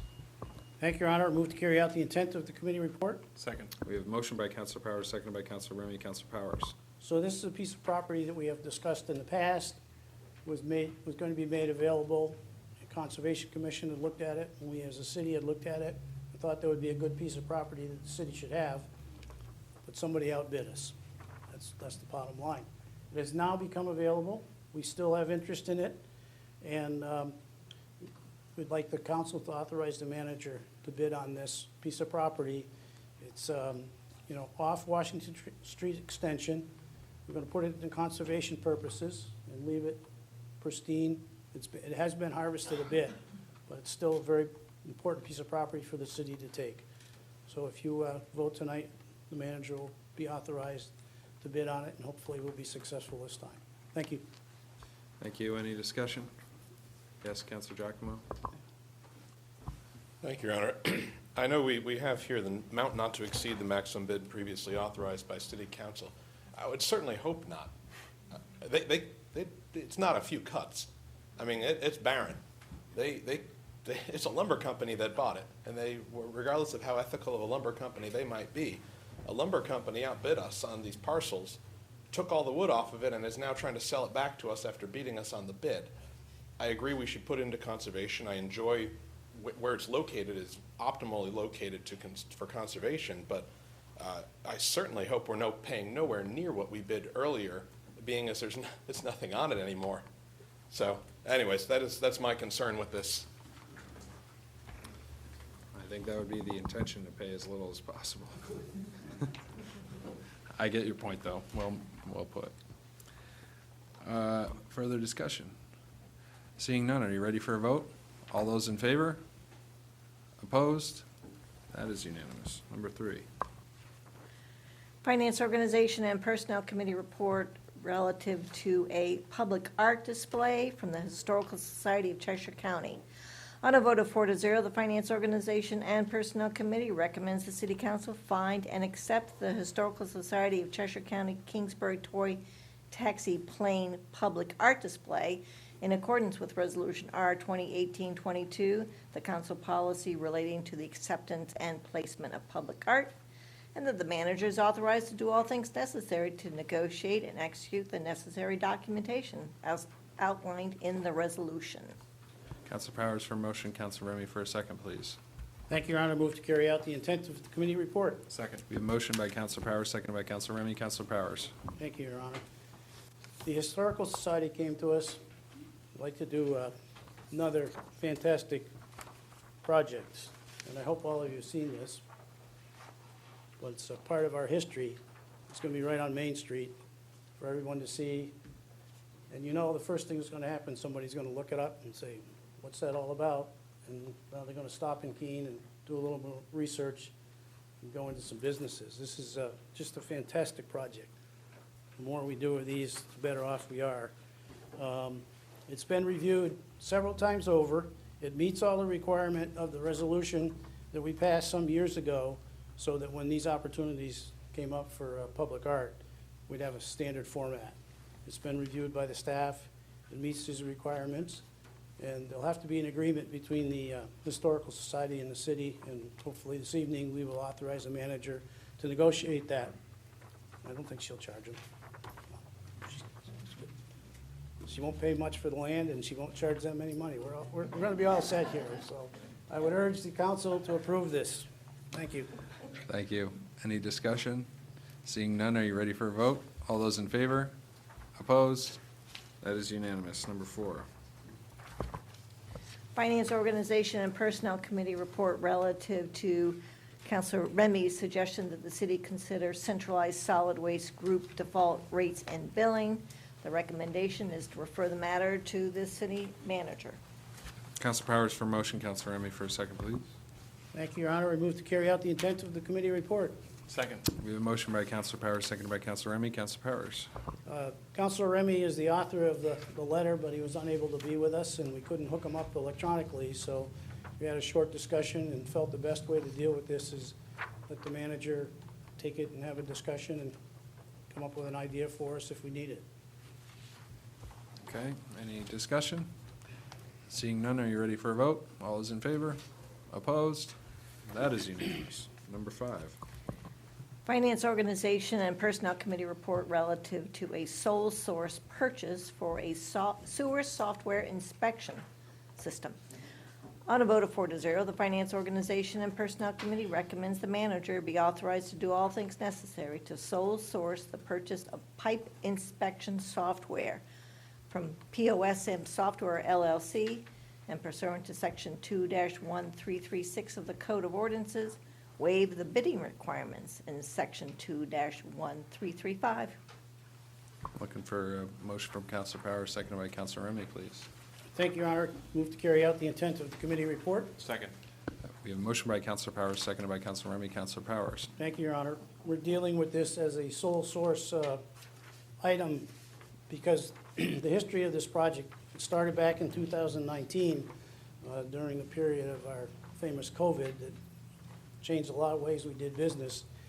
There were a number of proposals that came forward, but the city was not satisfied with all the information, nor at the time did they have the folks the time and the ability to deal with it. So they waited some time, and when their staff was able to work with the various programs that were presented forward, this particular one stood out, and they allowed us to have it for a while, to try it out, test it, and see how well it worked with the rest of our interfaces. And that was one of the problems with what we currently use. It's not compatible with our other software systems, doesn't give us the kind of information we really need. So based on what they've found to be a good project, and it's compatible with IT, it has their approval, they've come forward and asked us to go with the sole source, but it has been looked at and priced out against other programs, and this is the best alternative for the city. So the committee voted unanimously to recommend that the manager be authorized to do this purchase. We ask the council to do the same. Any discussion? Seeing none, are you ready for a vote? All those in favor? Opposed? That one is unanimous. Number 6. Finance, Organization, and Personnel Committee report relative to trail improvements of the Greater Goose Pond Forest. On a vote of 4-0, the Finance, Organization, and Personnel Committee recommends the manager be authorized to do all things necessary to negotiate and execute a professional services contract with Snowhawk LLC Trail Design and Construction for trail improvements in the Greater Goose Pond Forest. The contract will not exceed $45,860, and funding will come from Project Cost Center 65MOO12A. Council Powers for motion. Council Remy for a second, please. Thank you, Your Honor. Move to carry out the intent of the committee report. Second. We have a motion by Council Powers, seconded by Council Remy. Council Powers. Thank you, Your Honor. This project is to continue our efforts to have the best trail systems around. This will be up in the Goose Pond area. This project is various different improvements and correction of issues that exist, water and the drainage and tree issues that are, you know, kind of obstructing the area. It's funded in the project that the that Parks and Rec manages. The vendor has done some work for us in the past. He's known to the Parks and Rec. They have reviewed the project, checked his references against other jobs that he has done for us here in the city and other places. It's recommended that we authorize the city manager to negotiate this contract. I'd like the city council to do the same, please. Thank you. Any discussion? Seeing none, are you ready for a vote? All those in favor? Opposed? That one is unanimous. Number 7. Finance, Organization, and Personnel Committee report relative to FACT Community Access Television Public Programming. This is an agreement addendum. On a vote of 4-0, the Finance, Organization, and Personnel Committee recommends the manager be authorized to do all things necessary to negotiate and execute an addendum to the Falls Area Community Television Community Access Public Programming Agreement. Council Powers for motion. Council Remy for a second, please. Thank you, Your Honor. Move to carry out the intent of the committee report. Second. We have a motion from Council Powers, seconded by Council Remy. Council Powers. As you know, we have a new group of friends working out of the library to do some public television work for us, and we've negotiated an agreement, but we kind of forgot the fact that a lot of the equipment being used there is owned by the city, being used for public broadcasting and education. They have an opportunity, which has been done in the past, to rent out the equipment.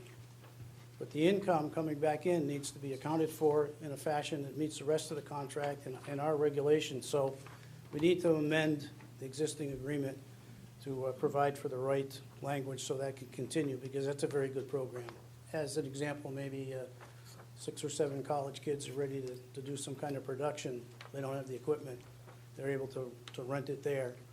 And we want to continue those kinds of things. So committee recommended 4-0 that this be approved. We hope the council will do the same. Thank you. Any discussion? Seeing none. Oh, Councilor Jones. Thank you, Mr. Mayor. I'm truly for this project, but as you all know, I've been against the way it's being funding for many years now, and I still stand by that because I made a promise to the public many years ago, and I'm going to stick to my promise, so I'll be voting no on this just for that reason. It's not that I'm against the program. Okay, further discussion? Seeing none, are you ready for a vote? All those in favor? Opposed? 1 opposed. Number 8. Finance, Organization, and Personnel Committee report relative to Charter Communications Franchise Agreement Extension.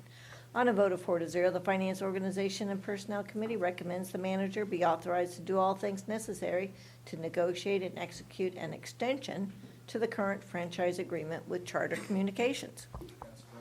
Council Powers for a motion. Council Remy for a second, please. Thank you, Your Honor. I move to carry out the intent of the committee report. Second. We have a motion from Council Powers, seconded by Council Remy. Council Powers. Just a short 20 years ago, there was a contract negotiated with the cable company.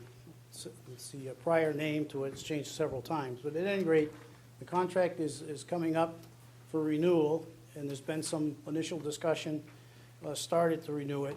However, it's going to be timely. It's going to need some time. City attorney and a council that is specially attributed to these kinds of discussions is helping us out. There's some provisions that we'd like to see taken care of in this new contract, so they need some more time. We briefly discussed that sometimes when you leave it open-ended, they might think they can string this on. But what we're saying is we'd like an extension, the current franchise, and we hope it's not going to be beyond the end of this particular calendar year. I'd like the city council to approve this so they can get back to the table, negotiate. Thank you. Thank you. Any discussion? Yes, Counselor Jones. Thank you, Your Honor. Yeah, 20 years ago, I was part of this negotiation. And the one thing I would ask as we go through this process is, one of the good things they gave us back then was they gave us Channel 8 for programming. They took it away because they didn't like the programming that Cheshire TV was doing. We'd like to get it back. It's an empty channel right now, so it's not like they're making money on it. So, and it's a good selling piece for them that there is local programming on Channel 8. So I would ask that we include that in the participation. City Manager?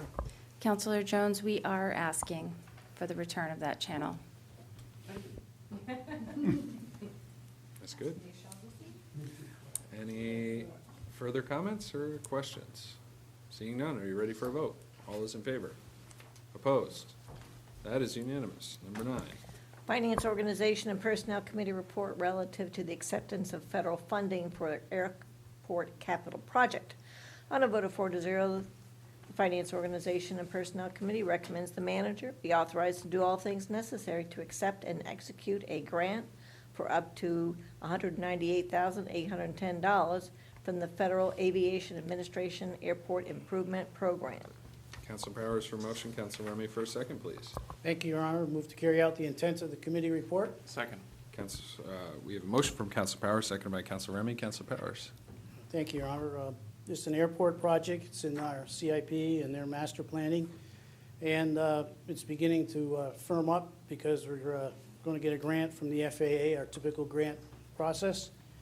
This will be $198,810 from the federal government. 5% will be in our budget for our portion and 5% from the state. This would, accepting the money in this particular action, in the next action, we will spend it. So recommend that the City Council authorize the manager to accept the funds. Thank you. Any discussion? Seeing none, are you ready for a vote? All those in favor? Opposed? That one's unanimous. Number 10. Finance Organization and Personnel Committee report relative to an agreement with McFarland Johnson for a wildlife perimeter fence project at the airport. On a vote of 4-0, the Finance Organization and Personnel Committee recommends the manager be authorized to do all things necessary to execute a professional engineering services contract with McFarland Johnson, Inc. for Phase 1 of the wildlife perimeter fence project. Councilor Powers for a motion. Councilor Remy for a second, please. Thank you, Your Honor. Move to carry out the intent of the committee report. Second. We have a motion from Councilor Powers, seconded by Councilor Remy. Councilor Powers. So now we have the federal money, and we're going to design what the project is going to be. This is for part of the perimeter fence that goes around the property. You can imagine what's like to have some aircraft coming down the highway and some different animals out there. So this is part of a project that's been one of the priorities for a long time, but it's an expensive project, and it has to be done according to all the standards by the federal government, by FAA, by state, and, you know, we have to have the protection of the wetlands, et cetera. So it's a fairly significant engineering project. McFarland Johnson is our engineer of record. They've done a lot of work at the airport for us. We are very pleased with what they have available to do this. Their recommendation and their proposal to be negotiated here has been reviewed by a third party, uninvolved in this kind of project or this project at all, who has indicated to us that that's a proper fee that they're going to try to negotiate for with the city manager.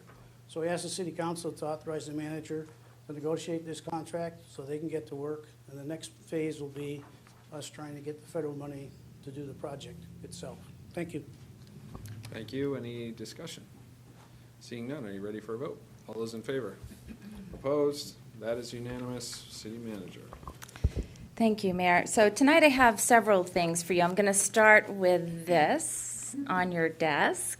I want to, this is your budget book for the proposed fiscal '24 budget. I want to start by recognizing a just a couple of things on the front cover. You will see that our new logo is prominent, as well as the colors, many of the colors associated with our branding effort. Rebecca does a great job. She puts these covers together for us every year, Rebecca Landry, and she is doing a great job moving forward our branding initiative. You should be seeing this logo and other versions of it on all sorts of communication, including the PowerPoint presentation you had this evening regarding the zoning change. So just a few opening comments. Tonight is the kickoff of our budget, our budget review process. The city's overall tax rate dropped the last 2 years, and the year before that, the city's portion of the rate didn't change from the prior year. So we've had 3 years and of really good tax rates and leveling of the tax rate.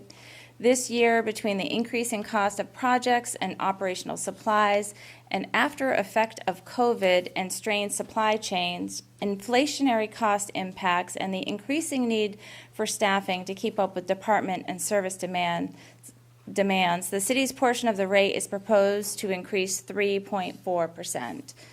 Still a very modest number. The budget is in compliance with the city's fiscal policy limitations when you exclude the additional expense of the 4 firefighters approved by the council last month. We've begun the recruitment efforts associated with these positions and are very grateful to the council members for moving this forward so we could begin that recruitment. The proposed budget includes an estimated 43-cent change, of which 23 cents is the impact of the additional 4 firefighters needed to maintain a minimum staffing level of 10. The fiscal policy limits its property tax revenue increases to a rolling 3-year average of the Boston, Cambridge, Newton CPI, net of expenditures required by law, and debt service and payments and capital leases. This year, that was an average of 4.4%. So the CPIU calculation that we used was 4.4. And we did that by looking at 23. CPI was 6.4%. And many of our communities around us saw union contracts negotiating much higher COLAs because the CPI was so high this year at 6.4%. Last year, it was 6.3%, almost as high. But in 2021, it was only 0.5%. So when you average the 3 of those, that's how we got the 4.4. And so the second year of the capital plan is in your operating budget. So we are in the second year of the 2023 to 2029 capital plan program. It's been updated and modified to reflect the changes that have occurred since the adoption of the program. In order for the budget proposal to comply with your fiscal policies, it was necessary to adjust funding scenarios and sources of funding for various projects, something we do typically do every year, but it was definitely more dramatic this year, a larger challenge. One large impact was the Thompson Road reconstruction project for just over $1 million, which hadn't been in the CIP plans. It is now included as debt funded in the upcoming year.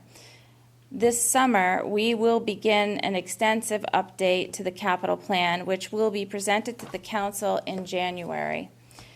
Given the dramatic increases in costs of almost all capital projects we have seen this year and last year, and the updated estimates of projects, I anticipate a great deal of work will be necessary to accomplish the advanced planning of major projects in a way that creates a somewhat level investment in the city's infrastructure year after year to avoid large impacts to the city's municipal rate. And that's always our goal, to maintain our investment in the city's infrastructure while planning ahead for these large projects. But you heard just tonight in the presentation for the Roosevelt School, they are seeing it as well. It's pretty much across the board.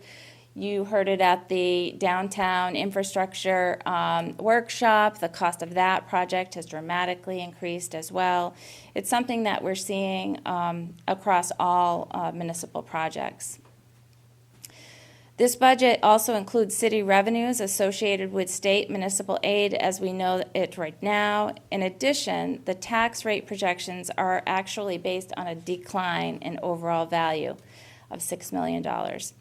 Usually, I keep a level value, and then when we get to tax rate setting, we are usually seeing a higher value. And so it's a very conservative estimate. This year, I actually reduced the value by $6 million because we are required to equalize our values for utilities. And this is all about our utility value. So in 2021, the city went through a citywide property revaluation to bring real estate assessments to market value. This was done at a time when values were significantly increasing compared to previous years. Shortly after that, there was some speculation that the market was peaking and may even begin to decrease. However, as early as 2023, real estate prices have continued to increase. Residential properties are consistently selling for prices considerably higher than their assessments with no sign of change. Low inventory and high demand continue to be factors as houses on the market see multiple offers ending in above asking prices. Construction costs also remain high for any new housing. This really goes along with your earlier conversation today where you heard about the demands on housing and the pressures that the housing market is currently feeling. But how that impacts our assessed value. The New Hampshire Department of Revenue set the assessment equalization ratio for the city this past year at 80.9%. This means the median sale price in the city is 19.1% more than its assessed value. So we're not assessing at the market value. We're 19.1% lower than what the market is selling for right now. Concerning property taxes, since all properties are around the same level, there remains fairness and equity in the assessments. However, the equalization ratio still has some effects. By state law annually, our utility values must be equalized by this ratio. While utility values are reviewed every year to account for changes and the value may increase from the previous year, the equalization ratio of 80.9% still needs to be applied. When this is done, it could result in an overall loss of taxable value for utility property. Therefore, this budget includes an estimated $6 million loss in values. Now, I always give our assessor a hard time, and I tell him he has to do better than that. But the truth of the matter is our values are set at whatever is in place on April 1st.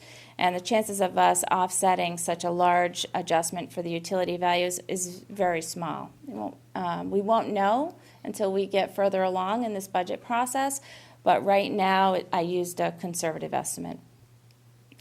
Overall, it is a difficult balancing act with lots of moving parts to construct a budget that meets your fiscal policy limitations while continuing to provide services at levels expected. We have done that with this budget proposal. I also want to recognize, and I should have recognized in the beginning, the work of the finance department. It was a monumental task to put this budget together. And they're not here today, but I will tell them I mentioned it because we are still in transition for our financial software. So they worked on a budget and a new financial software that we hadn't used before for budgeting while getting data from the old software and doing manual reconciliations with Excel, good old Excel. So it was a lot of work, a lot of late nights, and it was a lot of work by our departments to really bring it together to meet our fiscal policy limitations. So really, I want to make sure that we recognize all of them as well. And you heard from the mayor, the beginning of the budget review is May 11th at the FOP meeting with an early start time of 5:30 for anyone in the public interested in also attending. So that's the budget, but now I have manager's comments for you as well. So I want to thank everyone for a successful Green Up Keene event. It's amazing how much trash is collected every year as part of this effort. We estimate more than 200 50 people volunteered and cleaned up approximately 3,200 pounds of trash. That is just amazing. It's not too late, though. We still have plenty of blue New Hampshire beautiful bags and gloves. If you'd like to pitch in and clean up any area of the city, just contact Andrea at Public Works office, and she'll be sure to hook you up with bags and gloves. I wanted to also give an update related to the congressionally directed funds. These are those earmarked projects that came back during COVID, and we've been successful at getting some grant funding through this source. This year we did not make the list. The list just came out, the list that's moving forward. These projects haven't made it all the way through, but we didn't make the first cut. But there is a large list of projects that are associated with Keene that Senator Shaheen has submitted for the fiscal 24 congressional directed funding. And they are several of our community nonprofits that we partner with, such as Hannah Grimes, MEDC, Keene State College, and Cheshire Med, to name a few. And they have some really exciting projects in there. So if they're successful, there still will be a great deal of money coming to our community and our region. Also wanted to let you know about the Wells Street parking garage. That project is ready to start beginning on May 30th, weather dependent. The repair and maintenance work will begin. The project is expected to last approximately 10 weeks, and it will be necessary to close off a section of the upper and lower deck to do the repair work. Work will be scheduled in 2 main segments to allow portions of the upper and lower sections to be closed off while still having some access to each. The work will be performed by Pierce Property Services and under the supervision of engineers Desmond Associates. So we'll be doing some juggling around for parking and permit parking during that 10-week period. I also wanted to give you some really exciting news about the county inmate release on Gilbo Ave. And if you remember, I had come to a council meeting and talked about this. Last year, the mayor had created the ad hoc committee on housing stability, and that work wrapped up in December. The desired outcome of the committee was to improve homeless supports and transition to permanent housing, increase available housing, regional engagement, and collaborative solutions. A member of the committee, it was the Department of Corrections superintendent. And one of the report recommendations is around supporting the needs of people in need of housing that are being released from hospitals and jails in the community. This was actually something that was discussed and kind of came out as part of these conversations. And I reported back several months ago that inmates who were not picked up at the jail by a family member or friend when released, or they simply just didn't have a place to go, or who say that they are homeless, were being released on Gilbo Ave. They estimated about 6 inmates a week, regardless of the arresting agency or jurisdiction of where they came from in the county or the state. This was obviously concerning, so I had some great follow-up meetings with the superintendent. They didn't at the time have the data necessary to make some recommendations for improvements, so they agreed to start collecting it. So that's been the last several months, or about 3 months. And I'm very happy to report that the superintendent shared with me a new courtesy ride protocol that they have put in place. They have contracted with 3 local taxi services to create a voucher program for inmates being released who are unable to secure transportation from family and friends within about a 90-minute radius. And this program will have lots of benefits. For the jail, it will reduce the burden on officer time and when they were doing the transports. It will ensure release from custody in a timely manner. It will ensure safe arrival of inmates to appropriate locations, including planned treatment programs. And for the city, it will reduce the risk of reoffenses in the downtown Keene area. And it will also support connections to treatment and other community support services. We have created a better relationship with the jail and our human services office, because someone that's reporting that they're homeless or they need assistance we can try to make that connection between the case manager at the jail and our human service office before even releasing if possible. So this has all been really great, and this all started as a result of that committee, and the county and the superintendent at the jail in particular has been very supportive and helpful at creating a program that I think is going to make a big difference. So that was great news. Yeah, that's great. It's a really good example of these committees and how it becomes more than just a report that you all accept. I mean, these things really do have a lot of benefits, and I think that's one of many great things that have come out of that kind of work, so thank you. That brings us to our city officer and department reports. We've got 2 memorandums from staff that are both time sensitive tonight. And so I'm going to ask for a suspension of the rules, and for efficiency, I'm asking for 1 motion to suspend the rules for us to act on both items. And I would look to Councilor Powers for a motion and Councilor Remy for a second, please. Thank you, Your Honor. I move to suspend Section 26 of the Rules of Order to allow action upon the 2 time-sensitive issues, the memorandum regarding Rescue, Inc., and the memorandum regarding an amended grant for the Juvenile Court Diversion Program. Second. We have a motion from Councilor Powers, seconded by Councilor Remy. Any discussion on suspending the rules? Seeing none, will the clerk please call the roll? Counselor Lee? Yes. Counselor Remy? Yes. Counselor Johnson? Yes. Counselor Giacomo? Yes. Counselor Filio? Yes. Counselor Williams? Yes. Counselor Jones? Yes. Counselor Madison? Yes. Counselor Roberts? Yes. Counselor Chadwick? Yes. Counselor Workman? Yes. Counselor Greenwald? Yes. Counselor Bosley? Yes. Counselor Powers? Yes. And that is unanimous. The rules are suspended, and we have number 1. This is a memorandum from the city attorney relative to the temporary replacement of Rescue, Inc. ambulances at the Central Fire Station and the West Keene Station. And it's a recommendation that the city council authorize the issuance of a license to Rescue, Inc. for the temporary placement of their vehicles at these 2 city facilities. Councilor Powers for a motion, Councilor Remy for a second, please. Thank you, Your Honor. I move to carry out the intent of the committee report. Second. We have a motion from Councilor Powers, seconded by Councilor Remy, and I'm going to let the city manager tackle this one. As much as I'd love to let the city attorney deal with ambulance issues, I think I have to deal with them. Oh, darn, my joke. So anyways, this is in line with the press release and the information I've been sharing with the council. With the closure of Deluzio, we have, Deluzio has an agreement, or worked with Rescue, Inc., I should say, to provide services to their contract communities, and also the mutual backup agreement that we have, or that we had in place with Deluzio.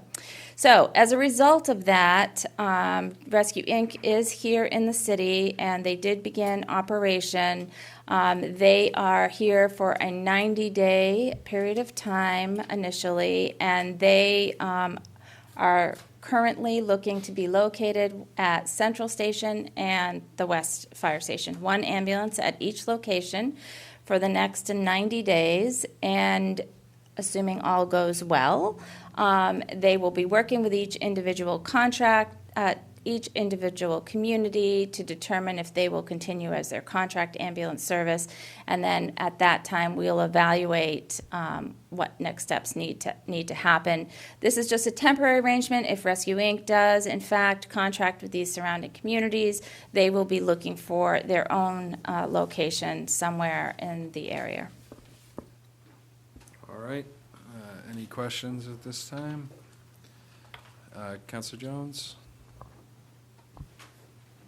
So actually, this just means they're parking in our driveways, but the employees, are they sleeping in our rooms? Are they using our kitchens and bathrooms and all City that? manager?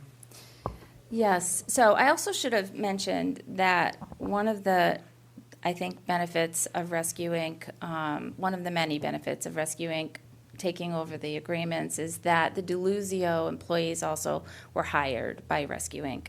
So those employees who are on the ambulance are in fact staying and using our buildings as well. So this license agreement indemnifies the city, clarifies that they are a separate organization, that we are not we're not paying for it. There's no commingling in terms of our operations and theirs. They're being dispatched the same way Deluzio was being dispatched, but they are in need of the space. So they have their ambulance and they are using our facility. And I will say, I heard from the fire chief today, and it has been a smooth transition to date, and the employees at the fire department have been very gracious and welcoming, and they understand the importance of this, because without Rescue Inc., we cannot possibly cover all of the calls. And really, the relationship that we've had in this mutual agreement is something that we need to continue for the continuation of services without interruption. And Rescue Inc. is an organization out of Brattleboro that is well-established and well-funded. So it's been a good transition so far, but they are in fact using our space for this 90-day period of time. Okay, additional questions? Seeing none, are you ready for a vote? All those in favor? Opposed? That is unanimous. Number 2. This is a memorandum from our Youth Services Manager, JCC Coordinator. It's relative to the execution of an amended application for a grant. And the motion is to recommend that the city manager be authorized to execute the amended application for the Juvenile Diversion Program Support Funding Grant through the Department of Health and Human Services, Division for Children, Youth, and Families. The original grant was $16,405, and the amended amount is $61,215. I just want to make sure on the last item, was there someone opposed? Did I get the call right? Okay. Oh, okay, all right. I just want to make sure everybody's on the record in the right way, all right. I'm looking to Counselor Powers for a motion. Counselor Remy on this second item here. Thank you, Your Honor. I move to carry out the intent of the committee report. Second. We have motion from Counselor Powers, seconded by Counselor Remy. Counselor Powers? Well, this came in this afternoon, and I would say this is a good thing. Went from 16,000 to 61, so vote yes. We'll take these grants. All right. Any other discussion? Seeing none, are you ready for a vote? All those in favor? Opposed? That is unanimous. And that brings us to resolutions. Number 1. And this is the memorandum from the manager with the introduction of Resolution R 2313, a resolution relating to the 2023-2024 fiscal year budget. And we'll file the memorandum and refer the resolution for the operating budget to the Finance Organization and Personnel Committee. The public hearing is set for Thursday, June 1st, 2023 at 7:10 p.m. And that brings us to number 2. Finance Organization and Personnel Committee report relative to Resolution R 2320. Recommendation of the committee is for the adoption, and we have Resolution R 2023-20, a resolution relating to the appropriation of funds from the Solid Waste Fund unassigned fund balance. And we'll file the memorandum, and Counselor Powers for a motion. Counselor Remy for a second, please. Thank you, Your Honor. Move to carry out the intent of the committee report. Second. We have a motion from Counselor Powers, seconded by Counselor Remy. Counselor Powers? Thank you, Your Honor. This is an ongoing project at the transfer station recycling center, where they're making some renovations to the interior of the building. It's been in business for over 20 years, and it takes a lot of wear and tear. So I've gone out to bid for various parts of this project, and it's come in over the budget. So they want to make a transfer within the funds at the transfer center. So it's not new money, it's money used within the solid waste fund. And part of the reason for the increase in the cost is requirement for some additional wiring as they made all these changes, and the fire alarm system, the alarming system, pretty important part of that, the component up there. So they're looking to transfer $52,564 from the unallocated solid waste balance to move to this project. We recommend that the city council approve it. Thank you. Thank you. Any discussion? Seeing none, this does require a roll call vote, simple majority. Will the clerk please call the roll? Counselor Lake. Yes. Counselor Remy. Yes. Counselor Johnson. Yes. Counselor Giacomo. Yes. Counselor Filio. Yes. Counselor Williams. Yes. Counselor Jones. Yes. Counselor Madison. Yes. Counselor Roberts. Yes. Counselor Chadbourne. Yes. Counselor Workman. Yes. Counselor Greenwald. Counselor Bosley. Yes. Counselor Powers. Yes. And that is unanimous. Number 3. This is a memorandum from the Finance Director Treasurer relative to Resolution R 2327 relating to an appropriation of funds and use of unassigned fund balance for the FY 2023 Fire Department personnel budget. And this will be referred to the Finance Organization and Personnel Committee.